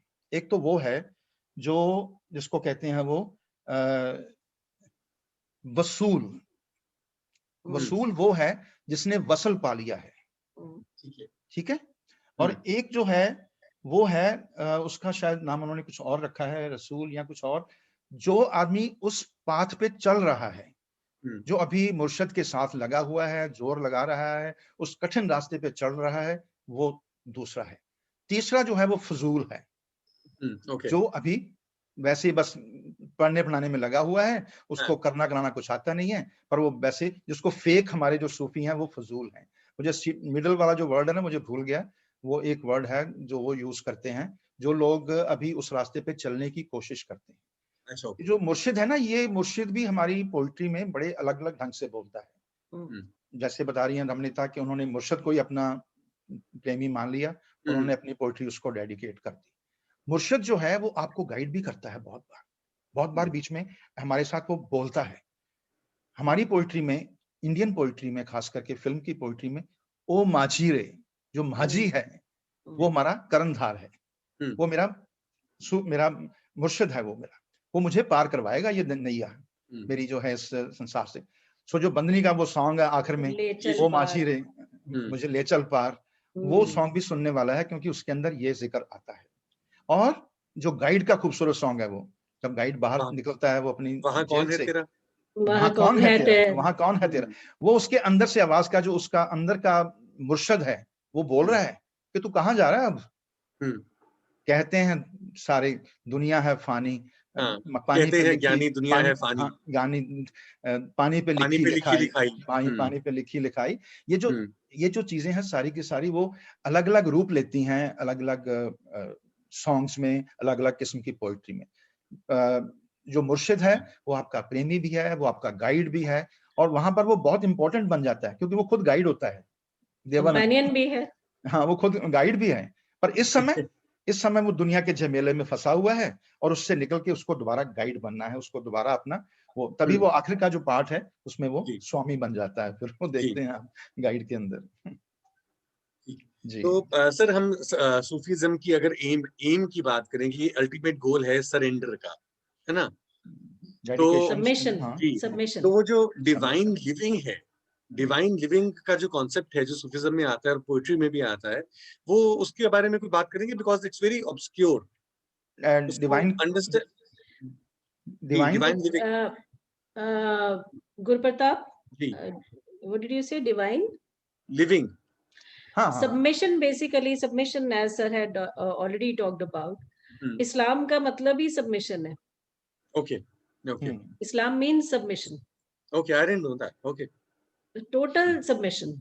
अच्छा, एंड वो कहता है कि तू तू तै विच मैं ते मैं विच तू, ठीक है, ते तू ही तू, मैं नहीं हाँ, रहा, मैं की मैं खत्म हो गया, total annihilation of the self. Yes, absolutely. This is the crux of Sufism, तो and I सर think आप इसके भी कुछ गाने हैं इस रेफरेंस के? इसमें तो बहुत गाने हैं जो तो मतलब आपको बहुत जो बिल्कुल टोटल सरेंडर वाले। तो मैं आपको चलो एक सुनाता हूँ जो पुराना गाना, फिर आपको, क्योंकि वो याद है आपको पुराना गाना एक था, बोल रही कठपुतली, हाँ जी, हाँ, ये एक पिया मिनट का रुको जरा, मैं अभी नाम तकमक नाच नाचे किसके लिए? हाँ हाँ, बिल्कुल, अभी आपको सुनाता हूँ सर जरा। अगेन बोल रही कठपुतली डोरी कौन संग बांधी, बांधी, डोरी, सच बतला तू नाचे किसके लिए, बावरी नाचो कठपुतली डोरी पिया संग बांधी, डोरी। मैं नाचूं अपने पिया के लिए। ਹੁਣ ਇਸ ਤੋਂ ज्यादा अच्छा मतलब बुले शाह कित्थों ਤੁਹਾਨੂੰ मिल जाएगा, बुले शाह ही है। जहां जिधर साजन ले जाए संग चलूं मैं छाया सी, टोटल सबमिशन है। सबमिशन है। वो है मेरे जादूगर, मैं जादूगर की माया सी, माया जी, जान बूझकर छेड़ के मुझसे पूछे ये सवाल, ਐਵੇਂ ਛੇੜਦੇ हैं क्यों, एक गल करने वाली है। लास्ट, पिया ना होते मैं ना होती, look at this, what could be more explicit than this, पिया ना होते मैं ना होती जीवन राग सुनाता कौन, प्यार थिरकता किसकी धुन पर, दिल का साज बजाता कौन, दूर दूर जिस चमन से गुजरे गाती जाए बहार। ये जो है ना मतलब सरेंडर का और ये टोटल सबमिशन का, तेरी गलियां वाला सॉन्ग जो है, मैं चलो अभी मैंने सुनाया नहीं, ये भी आपको मतलब बड़ा अच्छा लगेगा। उसमें भी उसने कंप्लीटली अपने आप को उस गली के लिए मतलब गिव इन कर दिया है, सर सुनाइए वो गाना। सुनना है मतलब मेरे हाँ, पास हाँ, कहीं हाँ। देखता हूँ जरा मिल जाए तो मैं 1 मिनट रुको जरा देखता हूँ। तेरी गलियां इस ये भी एक विलन का गाना है ना? हाँ मेरा ख्याल एक हाँ, फिल्म का गाना तेरी है। गलियां, गलियां तेरी गलियां, वही कह रहे हो आप? हाँ हाँ गलियां हाँ तेरी बिल्कुल वही गलियां, गलियां तेरी। एक विलन का ही है मेरे ख्याल ये। जरा इसका देखिए एक और गाना भी था बंजारा। हाँ यार मैं आपको वैसे आखिर में, अगर टाइम तो वैसे कम है, मैं आपको जो सुनाना चाहता हूँ ना वो ये है कि ये जो सूफी का रास्ता है ना, जी, ये बहुत भयंकर रास्ता कठिन है, है। बहुत हाँ, कठिन है, बहुत मुश्किल है। इसके बहुत ऊपर कठिन लोगों है ने बड़े डगर अच्छे पर अच्छे, की। इसके ऊपर लोगों ने बहुत अच्छे अच्छे मतलब सॉन्ग बनाए हुए हैं। ये जो जी चल्ला जी सॉन्ग है ये भी उसी के लिए है। हाँ, अभी जी चल्ला जी, चल्ला इज पूछता फिरता चला। है लोगों से, पूछता हाँ फिरता है कि मेरा घर कहाँ है। बिल्कुल बिल्कुल। और ए दिले नादान, ये कभी आराम से हम्म, बैठ के पढ़ना, ये जावेद अख्तर हाँ के जी हाँ जी पिताजी का जी लिखा जी। हुआ है हाँ जानिसार अख्तर का है ये। जी तो ये जो ए दिले नादान है, ये भी क्या क़यामत है, क्या हाँ जी, मुसीबत है, बिल्कुल जी, ये सारी की सारी आरज़ू मुसीबत क्या है, यही। जुस्तजू क्या है, हाँ हम जस्तजू भटकते क्या है, हैं, क्यों भटकते हैं। Absolutely look at this. मितवा वाला सॉन्ग जो है वो मतलब जो पता मितवा, नहीं, मितवा भी जो है ना बड़ा अच्छा, हाँ जी शंकर हाँ और जी उसने जी। गाया हुआ है। ये मेरे को मिल गया है तेरी गलियां। नहीं मेरे तो पास भी आ गया अगर जी, चलो आप आ गया सुनाइए। तो आप सुनाइए। नहीं आप सुनाइए, कोई बात नहीं, आप तो सुनाइए। यही डूबे दिन मेरे, यही जी होते हैं सवेरे, यही मरना और जीना, यही मंदिर और मदीना। मदीना। तेरी गलियां। तेरी गलियां गलियां तेरी गलियां, हाँ मुझको भावे गलियां तेरी गलियां, मुझे यूं तड़पावे। तड़पावे गलियां तेरी गलियां। तू मेरी नींदों में सोता है, तू ब्यूटीफुल मेरे हाँ। अश्कों में रोता है, सरगोशी सी है ख्यालों में, पागलपन ना हो सरगोशी देख हाँ। फिर भी सर तू होता है, यस, हम्म, तू ना हो पागलपन हैगा मेरे दिमाग दे विच, पर तेरा फिर भी तेरा तू ख्याल होता नहीं है, ਜਾਂਦਾ हैगा सिला तू मेरे दर्द का, मेरे दिल की दुआएं हैं, दुआएं हैं हाँ। गलियां तेरी तेरी गलियां, गलियां हाँ। मुझको भावे तेरी गलियां, ये लास्ट वाला तो बहुत यूं ही खूबसूरत तड़पावे है। तेरी गलियां। लास्ट कैसा वाला है बहुत रिश्ता तेरा मेरा, बेचेहरा फिर भी कितना कितना गहरा। गहरा, लुक एट दिस, बेचेहरा, ये मिलावट तो लम्हे, नजर नहीं आता। लम्हे ये रेशम से खो जाएं, खो न जाएं हमसे, काफिला वक्त का रोक ले, अब्र से जुदा ना हो, तेरी गलियां गलियां तेरी गलियां, मुझको भावे तेरी गलियां, तेरी गलियां। यूं ये तड़पावे मनोज तेरी गलियां। मुंतशिर का है, जिसने वो मुंशिर का बड़ा, जी जिसने मिट्टी वाला सॉन्ग लिखा है। ही इज जी आल्सो ए जी गुड जी poet, he is a good जी। पोएट। ये उसका सॉन्ग है, ये बड़ा मिट्टी दी अच्छा सॉन्ग। खुशबू वाला। हाँ जो आजकल बड़ा हाँ मशहूर हाँ है, वो हाँ जो पेट्रियोटिक जी सॉन्ग है ना, जो हाँ। केसरी वाला जो है, मिट्टी, ओके जी जी ओके हाँ जी। ओके। केसरी वाला जो सॉन्ग है। चलो ठीक है जी, मैं यहाँ पे अब खत्म करना चाहूंगा क्योंकि 7:30 हो गए हैं। जी और अभी बिल्कुल। मिसेस नैय्यर ने भी हमारे लिए एक दो लाइंस गानी है। जी जी और बिल्कुल बिल्कुल, उनको भी इससे हाँ। पहले कि हम साइन ऑफ करें, मैं आप दोनों का फिर से बहुत बहुत शुक्रिया करता हूँ कि आप आज हमारे साथ आए और जुड़े। एंड वी विश कि हम इसको लाइव कर पाते तो बहुत ही मजा आता। Thank you sir, thank you for so much, क्योंकि ये ऑलराइट सारा प्रोग्राम का जो आइडिया था वो आप ही का था। और रमिता आपका भी शुक्रिया कि आप आए, हमें ज्वाइन किया। Thank you so much. Mrs Nayyar yup, जी, आप इतना क्या सुनाएंगे? इतना ज्यादा सूफीज्म भर गया है तुम दोनों को सुन के, अब कुछ और दिल नहीं है करने का। न जाने मुझे क्या गाना था, लेकिन जो सुना है मैंने, उसके बाद जो मैं गाऊंगी वो आप सुन लीजिए। 4 लाइनें। जी जी मोस्ट वेलकम। गुरप्रताप ने बोला भी था, पढ़ा था, मैं गा देती हूँ 4 लाइनें। जी। कभी ऐ हकीकते मुंतज़र नजर आ लिबासे मजाज में, के हजारों सजदे तड़प रहे हैं तेरी ज़मीने नयाज में। कभी ऐ हकीकते मुंतज़िर, नव हुस्न में रही शोखियाँ, नव इश्क में रही गर्मियाँ, नव गज़नबीली तड़प रही, नव खम है जुल्फ़े अयाज़ में।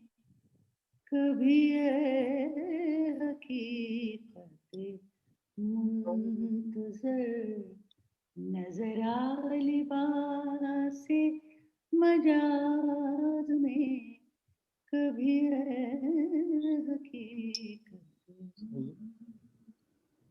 Thank you. गुड। अच्छा, my mother would like to contribute, इसी का एक शेर है, वो गाएंगी तो नहीं पर बोल देती है। जी आई जी। Just put her on the view.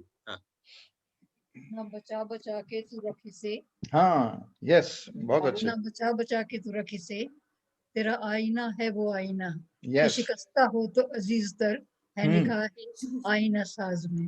देख कितना खूबसूरत शेर है ये। अगर ये शिकस्ता टूट जाता है तो उसके अंदर हजारों चीजें नजर आएंगी, टूटा हुआ मुझे और भी अच्छा लगेगा। This is what Iqbal is saying. नहीं, ये आईना साज को ज्यादा पसंद आएगा टूटा हुआ, हाँ, जो आईना साज जो है उसको और भी पसंद आएगा। जिसने बनाया है। या बहुत Very अच्छी है nice ये man. गजल उसकी, कोई शक नहीं है। Thank you Riku ji, thank you so much. मैं नहीं तो नहीं हूँ। हाँ, मैं आपका भी शुक्रिया कर रहा था मिस्टर नीरज जी कि आपने हमें ज्वाइन किया और हमारे लिए ये गजल गाई। मेरे मदर बड़े खुश हो गए कि इसी के बारे में वो पहले जिक्र कर रहे थे और यही आपने फिर गा भी दी है। वैसे ना इस फिल्म ਦੇ ਵਿੱਚ ਇੱਕ ਹੋਰ Song ਸੀਗਾ, मैंने रंग ली आज चुनरिया तेरे रंग जी जी जी। That is very close to Sufi thought. इसी फिल्म में है वो। This is based on Tess. This दुल्हन एक रात की was based on Tess. जी जी, I know। हाँ, नूतन थी ना इसमें, I think। हाँ, इसमें थी दुल्हन, टेस के ऊपर थी ये। टेस के ऊपर थी ये। हाँ जी। चमक साहब, would you like to wind up? I think probably you have already done it. So nothing आप भी left कर to दीजिए, say. आपका नाज़े बयां तो But फिर और है ना। before I conclude and propose a vote of thanks to Dr. Gurup Desi and Dr. Ramita, we have a beautiful session for the April. We have an array of events in the month, beginning with the world below the zero Fahrenheit, and it will be a talk between Suhas Munshi and Bani Gill. That will be on Saturday, 3rd April 2021 at 6 p.m. So we will be sharing the link with all who would be asking for. मैं doctor साहब तो मैं ज़्यादा time ਤੇ नहीं लेना क्योंकि already ਅਸੀਂ बहुत ज़्यादा ਅੱਗੇ ਨਿਕਲ ਗਏ ਹਾਂ ਟਾਈਮ ਦੇ ਵਿੱਚ। ਤੁਸੀਂ ਆਪਣੀ ਗੱਲ ਦੇ ਵਿੱਚ ਬਾਰ-ਬਾਰ ਕਿਹਾ ਕਿ ਉਹ ਮੌਤ ਦੇ ਉੱਤੇ ਹੀ ਉਹ ਸੂਫੀਜ਼ਮ ਨੂੰ ਅਟੇਨ ਕਰਦਾ, ਮੌਤ ਦੇ ਉੱਤੇ ਹੀ ਜਾ ਕੇ ਉਹ ਆਪਣੀ ਉਸ ਮੰਜ਼ਿਲ ਨੂੰ ਪਾਉਂਦਾ। ਮੈਂ ਇੱਥੇ ਥੋੜਾ ਜਿਹਾ ਡਿਫਰ ਕਰਦਾ ਸੀ, ਪਰ ਅਲਟੀਮੇਟਲੀ ਤੁਸੀਂ ਉਸ ਨੂੰ ਸਰੈਂਡਰ ਦੇ ਵਿੱਚ ਤੁਸੀਂ ਆ ਕੇ ਕਨਕਲੂਡ ਕੀਤਾ। ਐਕਚੁਅਲੀ ਸੂਫੀਜ਼ਮ ਮੈਂ ਥੋੜਾ ਜਿਹਾ ਫਿਰ ਕਹਾਂਗਾ ਕਿ ਤੁਸੀਂ ਜਿਹੜਾ ਨਾ ਉਹ ਸਾਰਾ ਸੂਫੀ ਦੇ ਉੱਤੇ ਪਲੇ ਹੈ, ਜਿਹੜੇ ਮੈਂ ਗੱਲ ਕਰ ਰਿਹਾ ਮਨ ਚਲੇ ਕਾ ਸੌਦਾ, ਜਿਹੜੀ ਉਹਦੀ ਅਖੀਰਲਾ ਟਾਈਮ ਹੈਗਾ ਉਸਦਾ, ਜਦੋਂ ਉਹਨੇ ਕਹਿੰਦਾ ਕਿ ਮੈਂ ਮੌਤ ਮੰਗ ਰਿਹਾ, ਬੇਸਿਕਲੀ ਉਹ ਮੌਤ ਨਹੀਂ ਕਹਿੰਦਾ, ਉਹ ਉਸ ਇੰਸਟਾਲਮੈਂਟ ਚ ਕਹਿੰਦਾ ਮੁਝੇ ਵਸਲ ਕੀ ਤਮੰਨਾ ਹੈ। ਜਿਹੜਾ ਵਸਲ ਹੈ ਨਾ, ਜਿਹੜਾ ਇਹ ਮਤਲਬ ਇੱਕ ਮੰਜ਼ਿਲ ਹੈ ਜਿਹੜੀ ਤੁਸੀਂ ਮਤਲਬ ਪਹੁੰਚਣਾ ਹੈ ਪਰ ਪਹੁੰਚਦੇ ਨਹੀਂ। ਲਾਈਫ ਇਜ਼ ਆਲ ਕੁਐਸਟ, ਜਿਹੜੀ ਮੰਜ਼ਿਲ ਹੈ ਉਹ ਮਤਲਬ ਮੈਂ ਇਸ ਗੱਲ ਨਾਲ ਜ਼ਰੂਰ ਸਹਿਮਤ ਹਾਂ, ਲੇਕਿਨ ਮੌਤ ਹੀ ਉਹਦਾ ਜਵਾਬ ਹੈ। Die to live है, basically death means death of the self, death of the ego, surrender. Exactly. There is a complete surrender. There is a fana. Yes. When you merge yourself, when you're merged, you lose your identity. Yes. You and absolutely. Divine, you and your murshid become one. That's why I use the word merger. Yes, exactly. Merger is exactly. Yeah. ਜਿਸਾ ਉਹਦੇ ਚ ਬੜੀ ਖੂਬਸੂਰਤ ਹੈ ਇਹ ਵੀ ਕਿ ਤੂੰ ਇਹ ਠਿਕਾਣਾ ਮੇਰਾ, ਮੇਰੀ ਰੂਹ ਸੀ ਜੋ ਲੱਭਦੀ, ਤੈਨੂੰ ਵੇਖੀ ਜਾਣਾ ਜਿਵੇਂ ਬੰਦਗੀ ਹੈ ਰੱਬ ਦੀ। So this is a complete surrender. So but ਬਹੁਤ ਧੰਨਵਾਦ ਤੁਹਾਡਾ ਡਾਕਟਰ ਰਮਿਤਾ ਔਰ ਡਾਕਟਰ ਗੁਰੂਪ ਦੇਸ ਜੀ ਔਰ ਆਫ ਕੋਰਸ GPS ਇੱਕ ਸਾਡਾ ਨਵਾਂ ਵਿੱਚੋਂ ਨਿਕਲਿਆ ਜਿਹੜਾ ਸੂਫੀਜ਼ਮ ਦੇ ਇੰਨਾ ਨੇੜੇ ਹੈ। ਮੈਨੂੰ ਹੈਰਾਨੀ ਹੋਈ ਹੈ ਕਿ he's got so much of in-depth knowledge. हमको ऐसा ना समझो। ਡਾਕਟਰ ਸਾਹਿਬ ਨੇ ਜਿਹੜਾ ਅੱਜ ਪ੍ਰੋਗਰਾਮ ਨੂੰ ਸੈਟਲ ਕੀਤਾ, ਡਾਕਟਰ ਸਰਬਜੋਤ ਨੇ, ਮੈਂ ਇਹਨਾਂ ਨੂੰ ਪਹਿਲੀ ਵਾਰ ਜਦੋਂ ਲਾਈਵ ਸੁਣਿਆ ਸੀ ਗੁਲਬੀਰ ਜੀ ਦੇ ਘਰ, ਉਦੋਂ ਸੂਫੀਜ਼ਮ ਦੇ ਉੱਤੇ ਲਾਈਵ ਦਾ ਮਤਲਬ ਜਦੋਂ ਸੂਫੀਜ਼ਮ ਦੇ ਉੱਤੇ ਇਹਨਾਂ ਨੇ ਗੱਲ ਸੁਣੀ ਸੀ। ਮੈਂ ਇਹਨਾਂ ਦਾ ਆਸ਼ਿਕ ਤੇ ਉਸ ਸਮੇਂ ਬਹੁਤ ਪਹਿਲਾਂ ਦਾ ਸੀ, ਲੇਕਿਨ ਉਸ ਵੇਲੇ ਜਿਹੜਾ ਰੰਗ ਗੂੜਾ ਸੀ, ਲਾਲ ਰੰਗ ਤਿਸਕੋ ਲਗਾ ਵਾਲੀ ਗੱਲ ਉਸ ਵੇਲੇ ਹੋ ਗਈ ਸੀ। ਅੱਜ ਇਹਨਾਂ ਨੇ ਪਾਇਆ ਵੀ ਲਾਲ ਕੁੜਤਾ ਔਰ ਮੈਨੂੰ ਲੱਗਦਾ ਕਿ ਉਸ ਕੁੜਤੇ ਦੀ ਹਰ ਤੰਦ ਦੇ ਵਿੱਚ ਕਿਤੇ ਮੈਂ ਛੁਪਿਆ। ਜਿਵੇਂ ਉਹ ਮੇਰਾ ਆਪਣਾ ਇੱਕ ਸ਼ੇਰ ਹੈ ਕਿ वो मेरी रूह की चादर में आकर छुप गया ऐसे कि रूह निकले तो वो निकले, वो निकले तो रूह निकले। और सलोनी दा और जसमीत नैयर जी दा बहुत धन्यवाद। खास तौर ते मैं ये जिक्र जरूर करांगा कि ऑडियंस दे विचों बार-बार मैनू ये ऑब्जर्वेशन सी कि वो डॉक्टर सरबजोत बहल नू और जसमीत नैयर जी नू बार-बार सुनना चाहते सन इस पूरे कंटेक्स्ट दे विच गुरउपदेश जी ते डॉक्टर रमिता दे नाल। बट एनीवे ਜਦੋਂ ਅਸੀਂ ਲਾਈਵ ਸੈਸ਼ਨ ਕਰਾਂਗੇ ਤੇ ਅਸੀਂ ਜ਼ਰੂਰ ਕਰਾਂਗੇ, ਸਾਰਿਆਂ ਨੂੰ ਦੁਬਾਰਾ ਮਿਲਾਂਗੇ। ਜੀ ਬਿਲਕੁਲ ਬਿਲਕੁਲ Majha house We will do that. ਇਸ ਖੂਬਸੂਰਤ ਪਲੇਟਫਾਰਮ ਤੋਂ ਤੁਹਾਡੇ ਸਾਰਿਆਂ ਦਾ ਬਹੁਤ ਧੰਨਵਾਦ। ਔਰ ਇਨਸ਼ਾਅੱਲਾ ਤਾਲਾ ਛੇਤੀ ਕੋਵਿਡ ਦੀਆਂ ਰਿਸਟ੍ਰਿਕਸ਼ਨਸ ਖਤਮ ਹੁੰਦੀਆਂ ਨੇ, ਡਾਕਟਰ ਅਮ੍ਰਿਤਾ ਤੁਹਾਨੂੰ ਅਸੀਂ ਅੰਮ੍ਰਿਤਸਰ ਸੱਦਾਂਗੇ ਔਰ ਇੱਕ ਘੁੱਟ ਗੱਲ ਵਕੜੀ ਘੁੱਟ ਜੱਫੀ ਪਾਵਾਂਗੇ ਤੁਹਾਨੂੰ ਸੂਫੀਆਂ ਵਾਲੀ। ਬਹੁਤ ਧੰਨਵਾਦ, ਸ਼ਬਾ ਖੈਰ। Thank you very Thank you so much. much. Thank Thank you, you. thank Thank you, you so much. thank you so much.